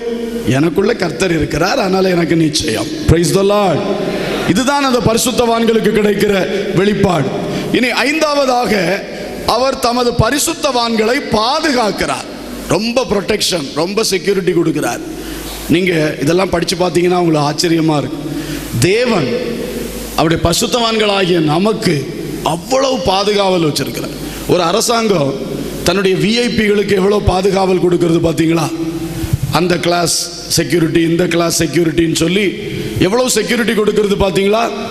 இந்த உலகமே இப்படி செய்கிறது என்றால் தேவனாகிய கர்த்தர் தம்முடைய பரிசுத்தவான்களுக்கு பயங்கரமான பாதுகாவல் கொடுக்கிறார். சில வசனங்களை மட்டும் நான் சொல்லுகிறேன். சங்கீதம் 37:28 சொல்லுகிறது, கர்த்தர் தமது பரிசுத்தவான்களை கைவிடுவதில்லை. கர்த்தர் தமது பரிசுத்தவான்களை சொல்லுங்க, கைவிடுவதில்லை. உபாகமம் 33:3 சொல்லுகிறது, அவருடைய பரிசுத்தவான்கள் உமது கரத்தில் இருக்கிறார்கள். எங்க இருக்கிறார்கள்? உமது கரத்தில். 1 சாமுவேல் 2:9 சொல்லுகிறது, அவர் தமது பரிசுத்தவான்களின் பாதங்களை காப்பாற்றுகிறார். பரிசுத்தவான்களின் உங்க பாதங்களை பாருங்க, ஒரு நிமிஷம் பாருங்க உங்க பாதங்களை. இந்த பாதங்களை யார் பாதுகாக்கிறது? சொல்லுங்க சொல்லுங்க. ஏன் அப்படி இருக்கிறீங்க? பசி வந்துருச்சோ? பசி வந்துருச்சா? ஆத்ம பசி தீர்ந்து சரீர பசி வந்துருச்சா? சொல்லணும். நீங்க பதில் சொன்னா தான் எனக்கும் நீங்க கேட்டுட்டு இருக்கீங்கன்னு புரியும். கர்த்தருக்கு ஸ்தோத்திரம். உங்கள் பாதங்களை கர்த்தர் என்ன செய்கிறார்? எத்தனை பேருக்கு விசுவாசம் இருக்கு? ஆமா, நம்முடைய பாதங்களை கர்த்தர் என்ன செய்கிறார்? வழியிலெல்லாம் பாதுகாக்கிறார். பைக்கில் போகும்போது பாதுகாக்கிறார், காரில் போகும்போது பாதுகாக்கிறார், யாத்திரையெல்லாம் பாதுகாக்கிறார். பாதம் கல்லில் இடராதபடி தூதர்கள் தங்கள் கரங்களில் என்ன செய்வார்கள்? ஏந்தி கொண்டு போவார்கள். ஆமென், ஸ்தோத்திரம். நீதிமொழிகள் 2:8 சொல்லுது, அவர் தமது பரிசுத்தவான்களின் பாதைகளை காப்பாற்றுகிறார். நீங்க போற பாதையெல்லாம் அவர் என்ன செய்யறாரா? நம்புறீங்களா? ஒரு விஐபி போனார்னா முதல்ல அவருடைய பாதையெல்லாம் என்ன பண்ணிடுவாங்க? செக்யூரிட்டிக்குள்ள கொண்டு வந்துருவாங்க. அப்படித்தானே? ஒரு விஐபி போற பாதையை என்ன செய்வாங்க? அப்படியே கையில் எடுத்துருவாங்க அந்த போலீஸ் படை. கர்த்தர் பரிசுத்தவான்களுடைய பாதைகளை அதுபோல காப்பாற்றுகிறார். ஹல்லேலூயா. நீங்க எந்த ரூட்ல டிராவல் பண்ண போறீங்களோ அந்த ரூட்ல பரலோக தூதர்கள் இறங்கி விடுவார்கள். இந்த விசுவாசம் இருக்கா? ஒவ்வொரு தடவை பைக்கை ஸ்டார்ட் பண்ணும்போது, காரை ஸ்டார்ட் பண்ணும்போது, சைக்கிள் எடுக்கும்போது, ஸ்கூட்டர் எடுக்கும்போது ஜெபம் பண்ணணும். கர்த்தாவே உங்க கரம் அந்த வாகனத்தின் மேல் இருக்கட்டும். வழியெல்லாம் உங்க தூதர்களை நிறுத்தி காவல் பண்ணுங்க. உன் பரிசுத்த ரத்தத்தை அந்த வாகனத்தில் என்ன செய்கிறேன்? தெளிக்கிறேன், பூசுகிறேன். இப்படி விசுவாச அறிக்கை பண்ணி ஜெபம் பண்ணிட்டு போங்க. ஏன்னா கர்த்தர் உங்கள் பாதைகளை எல்லாம் என்ன செய்கிறாராம்? Praise the lord, praise the lord. பாதுகாக்கிறார், பாதுகாக்கிறார். அவர் இரண்டாவது எழுத்தின்படி பாதமும் பாதையும் மாத்திரமல்ல, நம்முடைய வாழ்க்கை பயணத்திலும் நமக்கு அவர் போட்டிருக்கிற பாதையை அவர் காப்பாற்றுகிறார். ஹல்லேலூயா. நாம ஒன்றில் கவனமா இருக்கணும். பரிசுத்தவான்கள் அவர் வைத்த பாதையில நடக்கணும். சரிதானே? பரிசுத்தவான்கள் தேவன் அவரவருக்கு நியமித்த ஓடு பாதையில் பொறுமையோடு என்ன செய்ய வேண்டும்? ஓடணும். அடுத்தவன் ட்ராக்ல ஓடுனா அங்கே பாதுகாவல் இல்லை. உன் பாதையை கர்த்தர் பாதுகாக்கிறார். நீ உன் பாதையில் ஓடாமல் அடுத்த ஆளை காப்பி அடித்து அவரை போல ஆகணும் இவரை போல ஆகணும் சொல்லி வேற ட்ராக்ல ஓடுனா பாதுகாப்பு இல்லை. கர்த்தர் பரிசுத்தவான்களின் பாதைகளை காப்பாற்றுகிறார். சங்கீதம் 97:10 சொல்லுகிறது, அவர் தமது பரிசுத்தவான்களின் ஆத்துமாக்களை காப்பாற்றி துன்மார்க்கருடைய கைக்கு அவர்களை தப்புவிக்கிறார். அல்லேலூயா. ஆத்துமாக்களுக்கு பாதுகாவல். ஆத்துமா என்று சொல்லுவது நம்முடைய சிந்தனைக்கு பாதுகாவல், நம்முடைய உணர்ச்சிக்கு பாதுகாவல், நம்முடைய தீர்மானங்களுக்கு பாதுகாவல். யார் பாதுகாவல் தருகிறது? சொல்லுங்க சத்தமா. கர்த்தர். கன்னியாகுமரி விசுவாசிகள் பரவாயில்ல போலக்க, பிந்த பிந்த கொஞ்சம் சத்தமாவது கொடுத்துக்கிட்டு இருப்பார்கள். கோயம்புத்தூர் விசுவாசிகள் என்னாச்சு? பிந்த பிந்த சத்தமே குறைஞ்சு போயிட்டு இருக்குது. Price the Lord. இன்னும் கொஞ்சம் கூட அப்படி இருக்கணும். Price the Lord. ஸ்தோத்திரம். பாருங்கள் அன்பானவர்களே, கர்த்தர் நம்முடைய ஆத்துமாவை காப்பாற்றுகிறார். ரோமர் 8:27 சொல்லுகிறது, ஆவியானவர் பரிசுத்தவான்களுக்காக வேண்டுதல் செய்கிறார். ஹல்லேலூயா. இந்த எல்லா பாதுகாவலுக்கும் மேலே நமக்குள்ளே இருக்கிற ஆவியானவர், நமக்குள் தங்கி இருக்கிறவர் நமக்காக பிதாவை நோக்கி என்ன பண்ணி கொண்டிருக்கிறாரா? வேண்டுதல் பண்ணி கொண்டிருக்கிறார். 1 யோவான் 2:1 சொல்லுகிறது, இயேசு கிறிஸ்து நமக்காக பிதாவின் வலது பாரிசத்தில் இருந்து பரிந்து பேசிக் கொண்டிருக்கிறார். எபேசியர் 6:18 சொல்லப்பட்டிருக்கிறது, சகல பரிசுத்தவான்களுக்காக நாம் விண்ணப்பம் பண்ண வேண்டும். அப்ப 3 பரிந்து பேசுதல், 4ன்னு சொல்லலாம். 1 இயேசு கிறிஸ்து நமக்காக என்ன செய்துட்டு இருக்கிறார்? பரிந்து பேசு. 2 ஆவியானவர் நமக்குள்ள இருந்து என்ன பண்றார்? பரிந்து பேசுறார். 3வது பரிசுத்தவான்களாகிய நாம் ஒருவருக்காக ஒருவர் என்ன செய்ய வேண்டும்? செத்து போன பரிசுத்தவான்கள் ஜெபம் பண்ண முடியாது. உயிரோடு இருக்கும் பரிசுத்தவான்களாகிய நாம் ஒருவருக்காய் ஒருவர் என்ன செய்ய வேண்டும்? ஜெபம் பண்ணணும். அதுக்கு இடையில இன்னொரு வார்த்தை இருக்குது, உங்கள் ஊழியக்காரர்கள் உங்கள் ஆத்துமாக்களுக்காய் உத்தரவாதம் பண்ணி என்ன செய்கிறார்கள்? விழித்திருக்கிறார்கள். அப்ப ஊழியக்காரர்கள் என்ன செய்கிறார்கள்? ஆத்துமாக்களுக்காக உத்தரவாதம் பண்ணி பரிந்து பேசி ஜெபிக்கிறார்கள். ஹல்லேலூயா. சோ ஒவ்வொரு தேவ பிள்ளைக்கு 4 பரிந்து பேசுதல். இயேசு, ஆவியானவர், ஊழியக்காரர்கள், சக விசுவாசிகள் அல்லது பரிசுத்தவான்கள். இந்த 4 ரெக்கமெண்டேஷன்ஸ் ஸ்ட்ராங்கா போயிட்டே இருக்குது. ஹல்லேலூயா. இப்படிப்பட்ட பரிந்து பேசுதல் இருக்கிறதுனாலே தேவனுடைய கிருபையானது நம்மேல் அளவில்லாமல் இறங்கி கொண்டிருக்கிறது. ஹல்லேலூயா. எனவே இப்படிப்பட்ட பேர் ஆசீர்வாதங்களை தேவன் நமக்காக வைத்திருக்கின்றார். ஹல்லேலூயா. எனவே பரிசுத்தவான்களாக இருக்கணும். இருக்கிறது எவ்வளவு சந்தோஷம், எவ்வளவு பாக்கியம், எவ்வளவு பெரிய பாதுகாவல், எவ்வளவு நன்மைகள், எவ்வளவு சமாதானம், எவ்வளவு ஆசீர்வாதம், கிருபைகள், இவைகளெல்லாம் கர்த்தர் நமக்கு தருகிறார். ஹல்லேலூயா.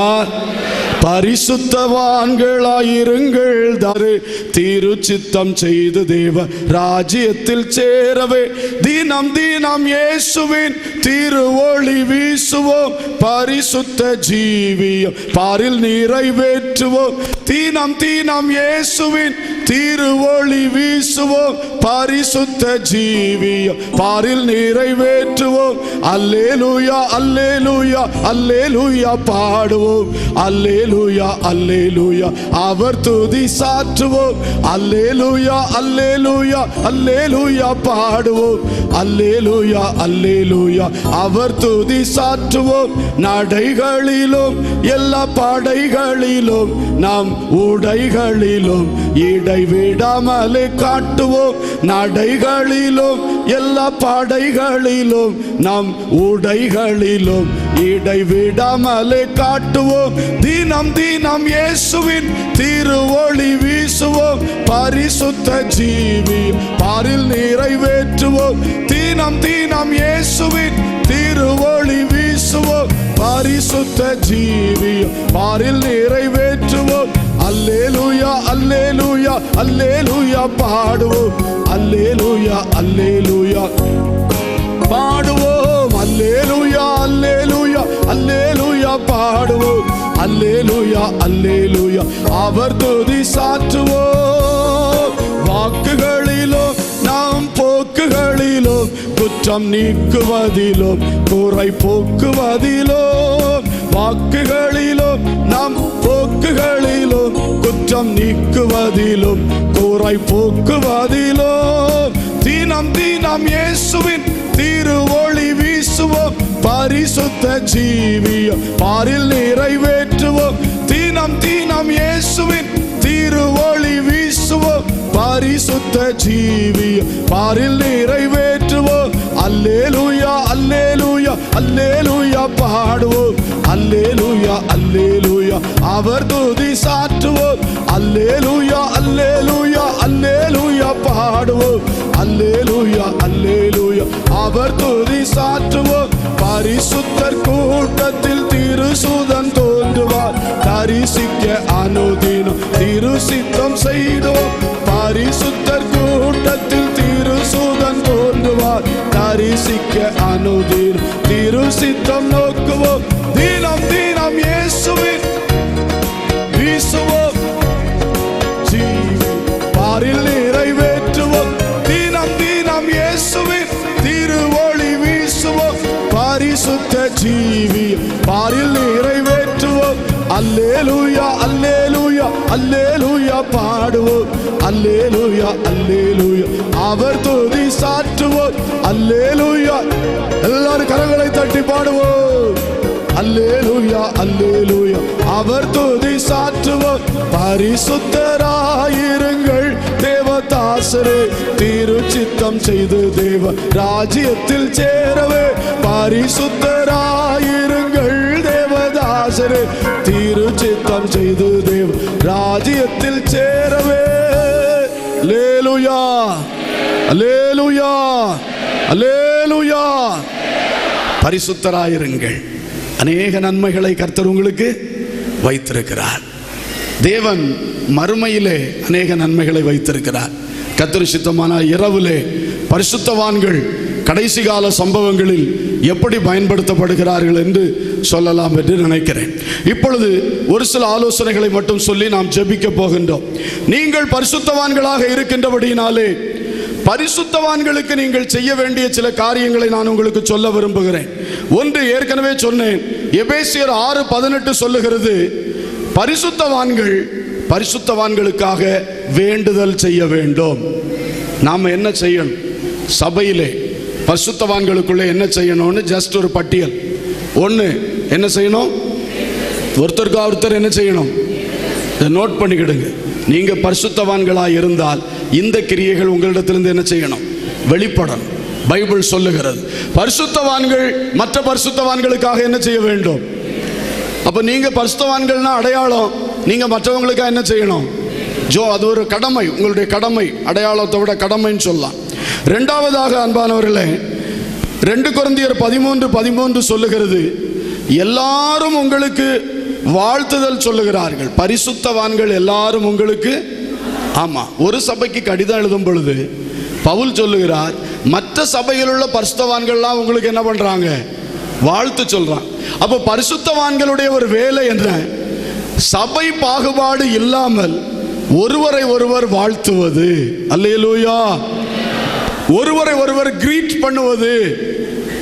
சில இடத்துல பரிசுத்தவான்கள் தங்களை கூறிக்கொள்ளுகிற ஆட்கள் செய்கிற தப்பு, பஸ்ல ஏறி உட்கார்ந்து நம்மளை மாதிரி துணியெல்லாம் போட்டிருக்காங்களே, இவங்க நிச்சயம் பெந்தேகோஸ்தே ஊழியர் தானே சொல்லி தைரியத்தோட பிரைஸ் தி லார்ட் பாஸ்டர்னு சொன்னா இப்படி மொத்த திருப்பிட்டு உட்கார்ந்துருக்காங்க. பப்ளிக்ல மற்றவங்க பார்க்குறாங்க, இவரும் ஜிப்பா போட்டுக்காரு, அவரும் ஜிப்பா போட்டுக்காரு. இவர் போய் அவர்கிட்ட பிரைஸ் தி லார்ட் சொல்றாரு, அவர் அப்படியே திரும்பிக்கிறாருன்னு சொல்லி. இது நடக்கிற சம்பவம். இதுதான் சில எவ்வளவு மேன்மையா இருக்கிறோம் சொன்னாலும் அவர்களுக்குள் சிலருக்குள் இருக்கக்கூடிய அறியாமை. இந்த அறியாமை நமக்குள்ள இருக்கக்கூடாது. எந்த சபை விசுவாசியா இருக்கட்டும், யாரா இருக்கட்டும், ஒரு தேவ பிள்ளை என்று காணும் பொழுது நம்முடைய உள்ளம் சந்தோஷப்படணும். ஹல்லேலூயா. நமக்கு ஆண்டவர் தந்த நல்ல ஸ்தாபனம், நம்ம அதுல பார்ட்டா இருக்கிறோம், நம்ம அதுல உள்ள ஆட்களா இருக்கோம். அப்ப நமக்கு அது மேல என்ன இருக்கணும்? கண்டிப்பா. சிலருக்கு பற்றுதலே கிடையாது, அது ரொம்ப சங்கடமான விஷயம். நம்ம ஒரு இடத்துக்கு போயிருக்கோமே, இங்கேயும் ஃபுல் காஸ்பல் ஆட்கள் 4 பேர் இருக்காங்களே, சேர்த்து வச்சு இங்கே ஒரு ஃபுல் காஸ்பல் ஊழியத்தை தொடங்குவோமே, அப்படி எத்தனை பேருக்கு நினைவு வருது? சில பட்டணங்களில் வேலைக்கு போகிறவங்க, சில அந்நிய தேசங்களில் போகிறவங்க, உங்களுக்கு அந்த மாதிரி நல்ல எண்ணம் இருக்கணும். நம்ம ஊழியம் ஒன்று கொண்டு வரணுமேன்னு சொல்லி பற்று இருக்கணும். ஆனால் என்ன இருக்கக்கூடாது சொல்லுங்க? ஆமாம், வெறி இருக்கக்கூடாது. இந்த வெறினாலே அது வந்து மாம்சத்துக்குரியது, பிசாசுக்குரியது. அப்படி வந்தால் தான் பைபிள் பிரமாணத்தை விட்டு நம்மளை வந்து தடம் புரள வைக்குது. நம்ம எந்த தேவ பிள்ளையா இருந்தாலும் அவளை நேசிக்கணும். அல்லேலூயா. என்று அவர்களெல்லாம் இந்த இயேசுவின் இரத்தத்தினால் கழுவப்பட்டவர்கள், இந்த பரிசுத்த ஆவி அவர்களும் பெற்றவர்கள். அவள் நமக்கு அந்நியர்கள் அல்ல. அல்லேலூயா. அவர்கள் சில வேளை அறியாமையினால் அப்படி செய்தாலும், எத்தனையோ தடவை நான் அனுபவப்பட்டிருக்கேன். எவ்வளோ இடங்குக்கு போகும்போது சில பிரதர்ஸ் ஓடி வருவாங்க, பாஸ்டர். ஏர்போர்ட்டில், ரயில்வே ஸ்டேஷனில் 1-2 தடவை இல்லை, நிறைய தடவை நான் அனுபவப்பட்டிருக்கேன். ஓடி வந்து பாஸ்டர் சொல்ல நமக்கே சந்தோஷமா இருக்கும். இந்த இடத்துல ஒரு விசுவாசி ஓடி வராரு, பாஸ்டர் எந்த ஃபைத்தோம்ல இருக்கிறீங்க? நான் கடமலை குண்டு ஃபைத்தோம்ல இருக்கேன். கடமலை குண்டா? கடமலை குண்டு ஃபைத்தோம்ல இருக்கேன்னா கடமலை குண்டா? பிறகு அந்த இதே டவுன் ஆயிருது. அப்படியே வந்த அந்த அந்த அந்த சந்தோஷமே போயிடுது. இப்படியெல்லாம் நம்ம ஆட்கள் யாரும் இருக்கக்கூடாது. அல்லேலூயா. எந்த பாஸ்டர் எங்க பார்த்தீங்களோ சந்தோஷமா கை கொள்ளுங்க, ஒரு டீ வாங்கி கொடுங்க, ஒரு நன்மை செய்யுங்க, சந்தோஷப்படுங்க. அது எந்த பாஸ்டரா இருந்தாருன்னா கர்த்தருடைய பிள்ளைகள். அல்லேலூயா. ஆமென். இந்த திறந்த உள்ளம் நம்மளுக்கு இருக்கணும். நம்ம எல்லாருக்கும் வாழ்த்துதல் சொல்லுகிறவர்கள். Praise the lord. எல்லா சபைகளும் நன்றாக இருக்க வேண்டும். ஆவிக்குரிய சபை, ஒரு சபைக்கு ஒரு சபை போட்டி இருக்கக்கூடாது. விசுவாசிகள் அப்படித்தான். இன்னொரு ஆவிக்குரிய சபைக்கு போற விசுவாசிய நம்ம சபைக்கு ஆதாயப்படுத்தணும் தயவு செய்து யோசிக்காதீங்க. நம்ம ஆதாயப்படுத்த வேண்டியது யார? ஆமா, புற மதத்து ஆட்களை நம்ம என்ன செய்யணும்? ஆதாயப்படுத்தணும். ஆர்சிக்கு போறவங்க, சிஎஸ்ஐக்கு போறவங்களை கட்டாயம் ஆதாயப்படுத்தணும். ஏன்? அவங்க இந்த சத்தியத்தை சரியா கை கொள்ளல. அதனால இந்த பாரம்பரியம், யாரும் ஆர்சி சிஎஸ்ஐ எல்லாம் இருந்தா வருத்தப்படாதீங்க, நான் உள்ளதுன்னு சொல்லுவேன். அல்லேலூயா. உங்களை எல்லாம் நேசிக்கிறோம். அதே வேளையில் ஆர்சியில் சரியா போதிக்கல, சிஎஸ்ஐல சரியா செய்யல, அதனால கண்டிப்பா அவங்களை எல்லாம் ஆதாயப்படுத்தி ஆக வேண்டும். அல்லேலூயா. ஆனா இன்னொரு பெந்தேகோஸ்தே சபைக்கு போறவங்களை என்ன செய்யாண்டா? கண்டிப்பா நீங்க ஆதாயப்படுத்தாண்டா. அங்க போய் சர்ச்சை பண்ணாதீங்க, அது வேண்டாம். நமக்கு அந்த ஆசை என்னத்துக்கு? ஊழியர்களுக்கும் வேண்டாம், விசுவாசிகளுக்கும் வேண்டாம். ஆமென். ஆனா யாரா வந்தாங்கன்னா துரத்தி விட்டுறாங்க. ஐயா, எந்த சபையிலிருந்து வந்தாலும் நம்ம சபை ஓப்பன் டோர். அல்லேலூயா. இதோ திறந்த வாசலை உனக்கு முன்பாக வைத்திருக்கிறேன். அதை ஒருவனும் என்ன செய்ய மாட்டான். ஏன்னா சில சமயம் தேவனே கொண்டு வருவார். அதை போய் நம்ம மனுஷியத்தில் நின்று எங்க கொள்கை இப்படி ஆகும் அப்படி நம்ம என்ன செய்யக்கூடாது. தடுக்கிறதுக்கு நமக்கு உரிமை இல்லை, இல்லையவா?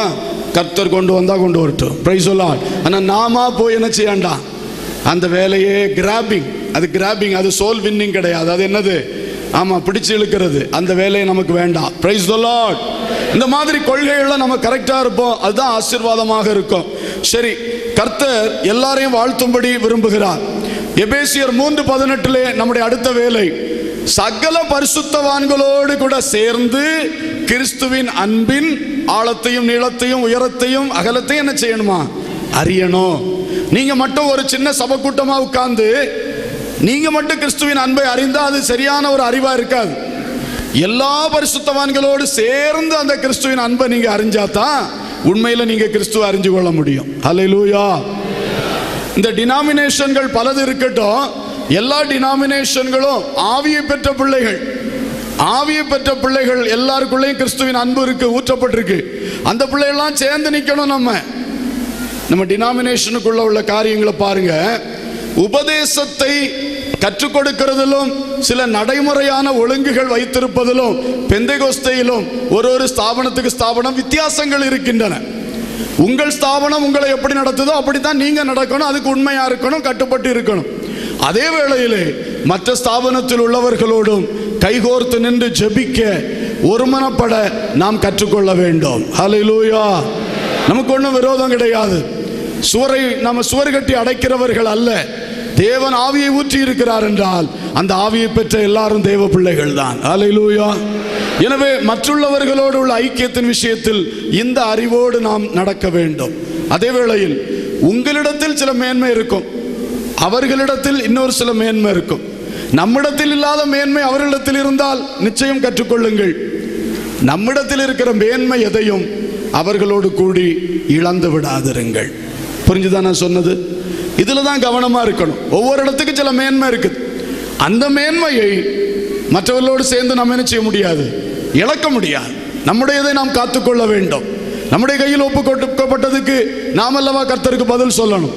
அதே நேரம் எந்தெந்த காரியத்தில் ஐக்கியப்பட முடியுமோ அதில் ஐக்கியப்பட்டு நிற்கணும். ஹல்லேலூயா. சரி, இது பரிசுத்தவான்களுடைய ஒரு வேலை. நான்காவதாக பிலேமோன் 1:7 பவுல் சொல்லுகிறார், பிலேமோன் நிமித்தமாக பரிசுத்தவான்களுடைய உள்ளங்கள் இளைப்பாறினது.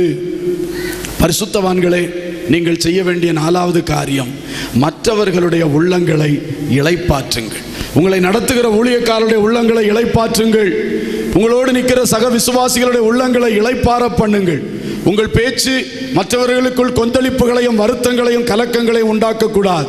உங்களுடைய சில செயல்பாடுகள் சபையிலே பிரச்சனையை கொண்டு வரக்கூடாது. நடத்துகிற ஊழியருக்கு ஒரு மன கஷ்டத்தை கொடுக்கக்கூடாது. உடன் விசுவாசிகளுக்கு மன கஷ்டத்தை கொடுக்கக்கூடாது. உங்கள் வார்த்தைகளும் செய்கைகளும் மற்றவர்களை என்ன செய்ய வேண்டும், இளைப்பாற்ற. அதான் பரிசுத்தவான்களை இளைப்பாற்றுகிறது. பிலேமோன் அந்த நல்ல சாட்சியை பெற்றான். பவுல் சொன்னார், பிலேமோனே, நிமித்தமாய் எங்கள் உள்ளங்கள் இளைப்பாறப்பட்டிருக்கிறது. ஹல்லேலூயா. ஆனால் கன்னானாகிய அலெக்சாந்தர் என்று ஒருவரை குறித்து பவுல் சொன்னார், அவன் எனக்கு வெகு தீமை செய்தான் என்று எழுதி வைத்தார். யோவான் அப்போஸ்தலன் சொன்னார், தியோதிரேப்பு என்று ஒருவன் இருக்கிறான், அவன் எப்பொழுதும் எனக்கு விரோதமாய் பேசி கொண்டிருக்கிறான் என்று அவர் பைபிளிலே எழுதி வைத்திருக்கிறார். அப்ப பாத்தீங்களா, தியோதிரேப்பு மாதிரி, கன்னானாகிய அலெக்சாந்தர் மாதிரி மற்றவனுடைய உள்ளங்களை காயப்படுத்துறவங்களா, நடத்துகிறவர்களை குறிப்பாக காயப்படுத்துகிற எந்த விஷயத்திலோ பேச்சிலோ செயலிலோ ஈடுபடவே கூடாது. பரிசுத்தவான்கள் நாம் மற்றவருடைய உள்ளங்களை இளைப்பாற்ற வேண்டும். ஹல்லேலூயா. எபிரேயர் 6:10 சொல்லுகிறது, நீங்கள் பரிசுத்தவான்களுக்கு ஊழியம் செய்யுங்கள். 5வது, பரிசுத்தவான்களுக்கு என்ன செய்யணுமா? பரிசுத்தவான்களுக்கு ஒருத்தருக்கு ஒருத்தர் ஊழியம் செய்யணும். நான் சொல்லுவேன், நான் கர்த்தருக்கு ஊழியம் செய்கிறேன். சரி, கர்த்தருக்கு ஊழியம் கர்த்தருடைய பிள்ளைகளுக்கு செய்கிற ஊழியம் கர்த்தருடைய பிள்ளைகளுக்கு தானே செய்கிறோம். கர்த்தருடைய பிள்ளைகளுக்கு செய்யணும். எக்ஸாம்பிள் 1 கொரிந்தியர் 16:15, ஸ்தேவான் வீட்டார் பரிசுத்தவான்களுக்கு ஊழியம் செய்தார்கள். ஸ்தேவான் வீட்டாருக்கு ஒரு ஸ்பெஷல் சாட்சி 1 கொரிந்தியர் 16:15. அவங்க யாருக்கு ஊழியம் செய்தாங்களா? பரிசுத்தவான்களுக்கு ஊழியம் செய்தார்கள். சிலர் ரட்சிக்கப்பட்டு ஆண்டவருக்குள்ள வரும் பொழுது அவர்களுக்கு ஊழியம் செய்ய வேண்டியது இருக்கிறது. புதிய ஆத்மா, சபையை பற்றி தெரியல, உபதேசங்கள் தெரியல. அப்போ நம்ம மற்ற பரிசுத்தவான்கள், ஏற்கனவே விசுவாசிகளா இருக்கிறவர்கள் அன்பா சொல்லி கொடுத்து அவர்களுக்கு நீங்க செய்யற ஊழியம், அவங்களுக்காக ஜெபித்து அவங்களை உற்சாகப்படுத்தி, நீங்க ஏன் சர்ச்சுக்கு வரல, ஏன் உங்க முகம் வாடி இருக்கு என்று சொல்லி அவர்களுக்கு நாம் நிறைய ஊழியம் செய்ய முடியும். கர்த்தருக்கு ஸ்தோத்திரம். முழு நேர ஊழியம் அல்லாத நிலையில் இருக்கிற ஒவ்வொருவரும் இப்படிப்பட்ட ஏதாவது ஊழியங்களில் உங்களை ஈடுபடுத்திக் கொள்ள வேண்டும். நம்முடைய காலஞ்சென்ற தலைமை போதகர் இருக்கும் பொழுது சிவகாசியிலே ஒரு அருமையான ஐயா இருந்தார், CS ராஜுன்னு சொல்லி ஒரு ஐயா. அவர் வீட்டுக்கு நான் மாசந்தோறும் போவேன், பத்திரிகை விஷயமா போவேன். அப்போ அவர் அடிக்கடி சொல்லுவார், எனக்கு வேலை கொடுக்க சொல்லுங்க பாஸ்டர்ட்ட, நான் என்னுடைய வேலையை பரிசுத்தவான்களுக்கு ஊழியம் செய்கிறது தான், அதனால நான் வந்து ஃபுல் டைம் ஊழியக்காரன் கிடையாது. அவர் ஒரு ரிட்டையர்டு இன்ஜினியர். அதனால எனக்கு ஏதாவது நீங்கள் இந்த மாதிரி ஊழியத்தில் உள்ள வேலையை கொடுங்க, நான் செய்கிறேன் அப்படி அடிக்கடி சொல்லுவார். பார்த்தீங்களா, அவர்கள் தாங்கள் முழு நேர ஊழியத்துக்கு அழைக்கப்படாவிட்டாலும் தேவ பிள்ளைகளுக்கு ஏதாவது ஊழியம் செய்யலாமா, சபையில் ஏதாவது ஒரு வேலையை செஞ்சு கொடுக்கலாமா, அப்படி கேட்டு கேட்டு செய்கிறார்கள். அப்படிப்பட்டவர்களா இருக்க வேண்டும். பரிசுத்தவான்களுக்கு நாம் ஊழியம் செய்ய வேண்டும். ஹல்லேலூயா. அடுத்தது ஆறாவதாக ரோமர் 12:13 சொல்லுகிறது, பரிசுத்தவான்களுடைய குறைவில் அவர்களுக்கு உதவி செய்யுங்கள். ஊழியம் மட்டுமல்ல, அடுத்து என்ன செய்யணுமா, உதவி செய்யுங்கள். பரிசுத்தவான்களுடைய குறைவில் அவர்களுக்கு உதவி செய்யுங்கள். ரோமர் 15:26 சொல்லி இருக்கு, எருசலேமில் தரித்திரராய் இருக்கக்கூடிய பரிசுத்தவான்களுக்கு நிதி திரட்டி அனுப்ப வேண்டும் என்று சொல்லி இருக்கிறது. 2 கொரிந்தியர் 8:4 பார்க்கும் போதும் பரிசுத்தவான்களுக்கு செய்யப்படும் தர்ம சகாயம் என்று சொல்லப்பட்டிருக்கிறது. அப்போ இதெல்லாம் என்ன காட்டுது, பரிசுத்தவான்களுக்கு உதவி செய்யணும். அது பரிசுத்தவான்களாகிய நம்முடைய ஒரு வேலை. நம்மோடு கூட ஆராதிக்கிற பிள்ளைகள் வஸ்திரம் இல்லாதிருந்தால், ஆகாரம் இல்லாதிருந்தால், அவர்களுக்கு ஒரு கஷ்டம் என்றால் அதிலே உதவி செய்யணும். ஹல்லேலூயா. ஒரு வீட்டிலே ஒரு துக்கம் நடந்து விட்டது என்றால் அந்த துக்க வீட்டில் எல்லாரும் போய் நிற்கணும். கல்யாண வீட்டுக்கு அழைக்கப்பட்டா போங்க, ஆனால் துக்க வீட்டில் அழைக்காமலே என்ன செய்யணும், ஓடி போய் நிற்கணும். அதுவும் பரிசுத்தவான்களுடைய குடும்பத்திலே ஒரு கஷ்டம் என்றால் மற்ற பரிசுத்தவான்கள் ஓடி போய் நிற்கணும். ஹல்லேலூயா. ஒரு வியாதினா பாஸ்டர் மட்டும் சந்தித்து ஜெபிக்கிறது இல்லை, கட்டாயம் விசுவாசிகளும் போய் ஜெபிக்க வேண்டும். Price the Lord. விசுவாசிகள் மற்ற விசுவாசிகளோடு இந்த கஷ்ட நேரங்களிலே கண்டிப்பாக போய் ஜெபித்து உதவி செய்யணும். ஆமென். நம்முடைய ஸ்தாபனத்தில் ஒரு விசுவாசி பாஸ்டர்ட்ட கேட்டுட்டு தான் அடுத்த விசுவாசிக்கு வீட்டுக்கு போகணும்னு எந்த சட்டமும் கிடையாது. உண்டா? ஒரு விசுவாசி பாஸ்டர்ட்ட கேட்டு தான் ஒரு இடத்துக்கு போகணும்னு எங்கேயா சட்டம் இருக்கா? கிடையாது. சில சபைகள் அப்படி இருக்கு. அதனால தான் நான் சொல்றேன். அதனால நீங்க ஊழியத்தை செய்யுங்கள், உதவியை செய்யுங்கள். உபத்திரவமான காரியம் நம்ம மூலம் என்ன செய்யக்கூடாது, எங்கும் வரக்கூடாது, அது நிச்சயம்.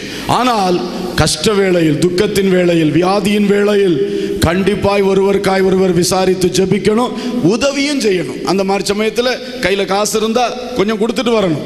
வியாதிப்பட்டிருக்காங்களே, பல செலவுகள் இருக்குமே, ஒரு துக்கம் வந்துருச்சே, பல செலவு இருக்குமே, போய் ஒரு சின்ன உதவியும் செய்துட்டு வரும் பொழுது அதுதாங்க நம்முடைய அன்பை வெளிப்படையாய் காட்டுகிறது. அல்லேலூயா. Praise the lord. சிலர் அழகாய் செய்கிறார்கள், தாங்கள் செய்கிறது தெரியாமல் இருக்கும்படி. ஒரு குறிப்பிட்ட விசுவாசி நல்ல வஸ்திரம் உடுக்காம கிழிந்த வஸ்திரத்தோடு வர்றாங்க. அப்போ இந்த அம்மா என்ன செய்கிறாங்க, ஒரு சாரியை வாங்கி பாஸ்டர் கையில் கொண்டு கொடுத்து, பாஸ்டர் அந்த ஒரு சகோதரி ஒரு கிழிந்த துணி போட்டு வராங்க, நீங்கள் பாஸ்டர் அம்மா கையில் கொடுத்து அவங்களுக்கு கொடுத்துருங்க, நான் தந்தேன்னு சொல்ல வேண்டாம். எப்படி இருக்கு பார்த்தீங்களா? எவ்வளோ நல்ல குணம். அவங்க செய்கிறாங்க, பார்த்து கவனித்து செய்கிறாங்க, ஆனால் நான் செய்கிறேன்னு தெரிய வேண்டாம். நீங்கள் செய்கிறீர்களா? நீங்கள் யாராவது செய்கிறீங்களா? இப்படிப்பட்ட நன்மைகள் செய்தீர்கள்னா பாக்கியவான்கள். ஹல்லேலூயா. செய்யலைன்னா நீங்கள் கண்டிப்பாக செய்யணும். பரிசுத்தவான்களுடைய குறைவிலே அவர்களுக்கு என்ன செய்யணும், உதவி செய்யணும். தர்ம ஊழியங்கள் அதிகமாக செய்யணும். அது பரிசுத்தவான்களுடைய குணலட்சணம். இயேசு தம்முடைய ஊழியத்தின் காணிக்கைகளிலே ஒரு பகுதியை தரித்திரருக்கு கொடுத்தார், வேதத்தில் இருக்கிறது. அப்போஸ்தலர்கள் தங்கள் ஊழியத்தில் வந்த காணிக்கைகளிலே தரித்திரருக்கு என்று ஒரு பங்கை ஒதுக்கினார்கள். கலாத்திய நிருபத்திலே the great apostolic council நடக்கும்போது, பெரிய அப்போஸ்தல கூடுகையின் அந்த ரெசல்யூஷன், அந்த தீர்மானம் பாஸ் பண்ணி கையெழுத்து கைகுலுக்கல் பண்ணும்போது பேதுருவும் பவுலும் கை கொடுத்தாக, நம்ம 2 பேரும் ஊழியத்திலே உடன்பட்டு செய்வோம், ஆனால் தரித்திரரை மாத்திரம் நினைத்துக் கொள்ளுங்கள். எனக்கு அந்த வார்த்தை ரொம்ப தொட்டது. பெரிய ஊழிய ஒப்பந்தம் பண்றாங்க, பெரிய ஊழிய ஒப்பந்தத்துக்கு இடையில ஒரு வார்த்தை சொல்றாங்க, நம்ம பெரிய ஊழியம் எல்லாம் செய்யறோம், ரைட்டு தான், தரித்திரரை என்ன செய்துக்கிடுங்க, நினைத்துக்கிடுங்க. அல்லேலூயா. அப்ப இயேசுவின் உள்ளத்தை நிரப்பி இருந்த விஷயம், அப்போஸ்தலருடைய உள்ளத்தை நிரப்பி இருந்த விஷயம், இன்றைக்கு பரிசுத்தவான்களாகிய நம் அனைவருடைய உள்ளத்திலும் மற்றவர்களுக்கு உதவி செய்ய வேண்டும். ஹல்லேலூயா.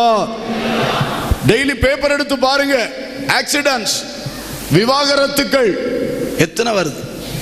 பேப்பர்ல இல்லாத விவாகரத்துகள் எத்தனையோ. ஒவ்வொரு விவாகரத்துகளிலும் பிள்ளைகள் அனாதைகளாக்கப்படுகிறார். ஒவ்வொரு ஆக்சிடென்ட்களிலும் எத்தனையோ பிள்ளைகள் அனாதைகளாக்கப்படுகிறார். அனாதைகளுடைய எண்ணிக்கை தேசத்திலே பெருகி கொண்டு வருகிறது. அரசாங்கம் என்ன செய்ய முடியும்? சபைகள் தான் பொறுப்பேற்க வேண்டும். ஆமென். நான் சொல்றது எத்தனை பேர் புரியுதோ புரியலையோ எனக்கு தெரியல. தேசங்களில் கஷ்டங்கள் வந்த பொழுது கர்த்தருடைய சபை அந்த பொறுப்புகளை ஏற்றது. இன்றைக்கு கர்த்தருடைய சபை என்ன செய்கிறது? தேசம் விதவைகளால் நிரம்புகிறது, தேசம் அனாதைகளால் நிரம்புகிறது. தேவ சபையே, விதவைகளுக்காய் நீ என்ன செய்தாய்? கைவிடப்பட்டவர்களுக்காய் என்ன செய்தாய்? அனாதைகளுக்காய் என்ன செய்தாய்? பரிசுத்தவான்களுடைய குறைவிலே அவர்களுக்கு உதவி செய்ய வேண்டும்.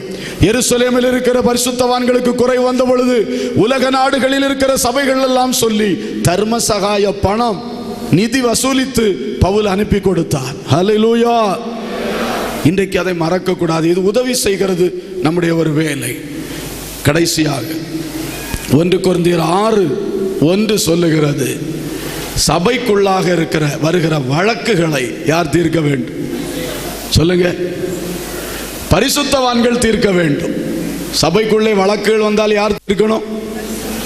சொல்லுங்களேன். கண்காணிகள் தீர்க்கணும்னா சொல்லி இருக்கு, உதவிக்காரர் தீர்க்கணும்னா எழுதி வச்சிருக்கு, சபை ஊழியக்காரங்க தீர்க்கணும்னா சொல்லி இருக்கு. பைபிள் என்ன சொல்லுது? பரிசுத்தவான்கள். யார் பரிசுத்தவான்கள்? முதல்ல சொல்லிட்டோம், நாம தான் பரிசுத்தவான்கள். அல்லேலூயா. அப்போ ஒரு விசுவாசிக்கு பிரச்சனை வந்தா கோர்ட்டுக்கு போகக்கூடாது, போலீஸ் ஸ்டேஷனுக்கு போகக்கூடாது. யார்கிட்ட தான் வரணும்? சபையில் வரணும். ஊழியக்காரர்கிட்ட சொல்லணும். ஊழியக்காரர் அதுக்கு பக்குவம் உள்ள விசுவாசிகளை வச்சு அழகா 2 தரப்பையும் பேசி சரி பண்ணி சமாதானப்படுத்துவார். அல்லேலூயா. அந்த சபையிலே உங்களுக்கு சொல்லப்படுகிற காரியத்துக்கு கட்டுப்படணும். ஒரு நியாயத்தை சொல்லும் போது, நீதியை சொல்லும் போது கட்டுப்படணும். அதுக்கு மிஞ்சி வெளியே போகக்கூடாது. ஒருவேளை விசுவாசிக்கும் வேற அவிசுவாசிக்கும் ஒரு பிரச்சனை வந்துருச்சுன்னா இந்த வசனம் அங்க செல்லுபடி ஆகாது. ஏன்னா அந்த ஆள் நமக்கு என்ன செய்ய மாட்டாரு? கட்டுப்பட்டு வர மாட்டார். அது வேற. ஆனால் விசுவாசிகளுக்குள் வந்தால் கண்டிப்பாக பரிசுத்தவான்கள் வழக்குகளை தீர்த்து வைக்கணும். Price the Lord. ஒட்டுமொத்தமாக இது என்ன சொல்லுகிறது?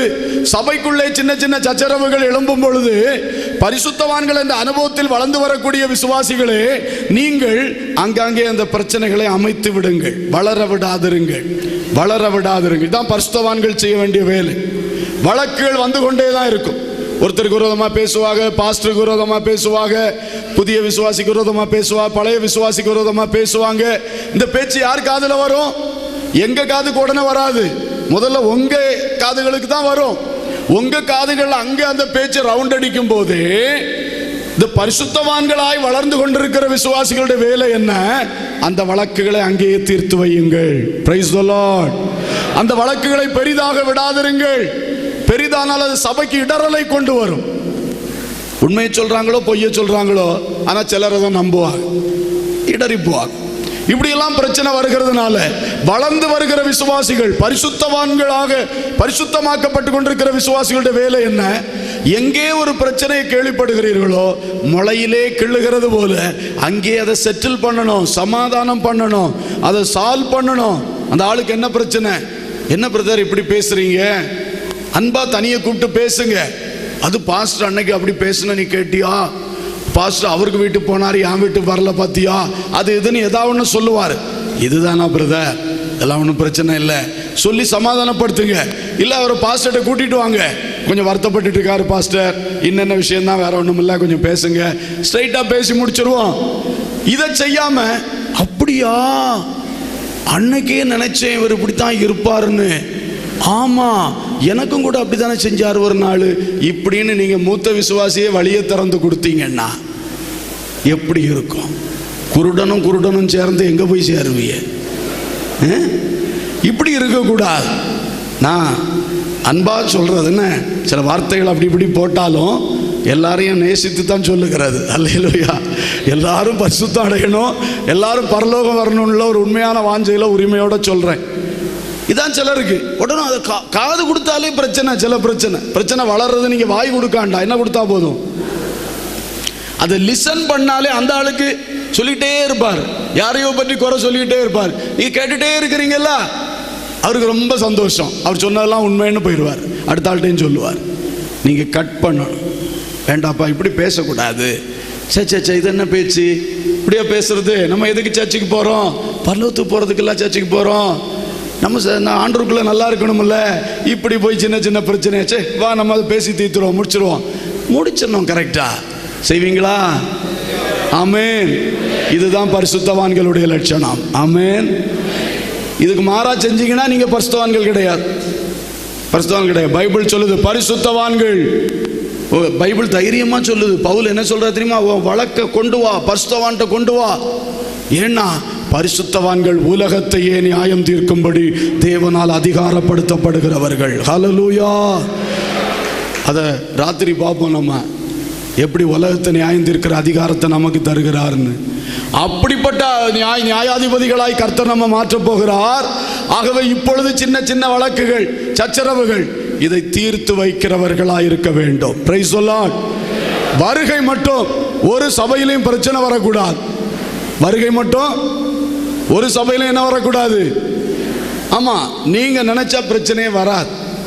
அதுக்குதான் சொல்றேன், பரிசுத்தவான்களா வாழ்வோம், நாங்க ஒரு சச்சரவுக்கும் போக மாட்டோம், சச்சரவை வளர்க்கவும் மாட்டோம் அப்படின்னு எல்லா தேவ பிள்ளைகளும் நினைச்சிட்டா சாத்தானுக்கு படுதோல்வி.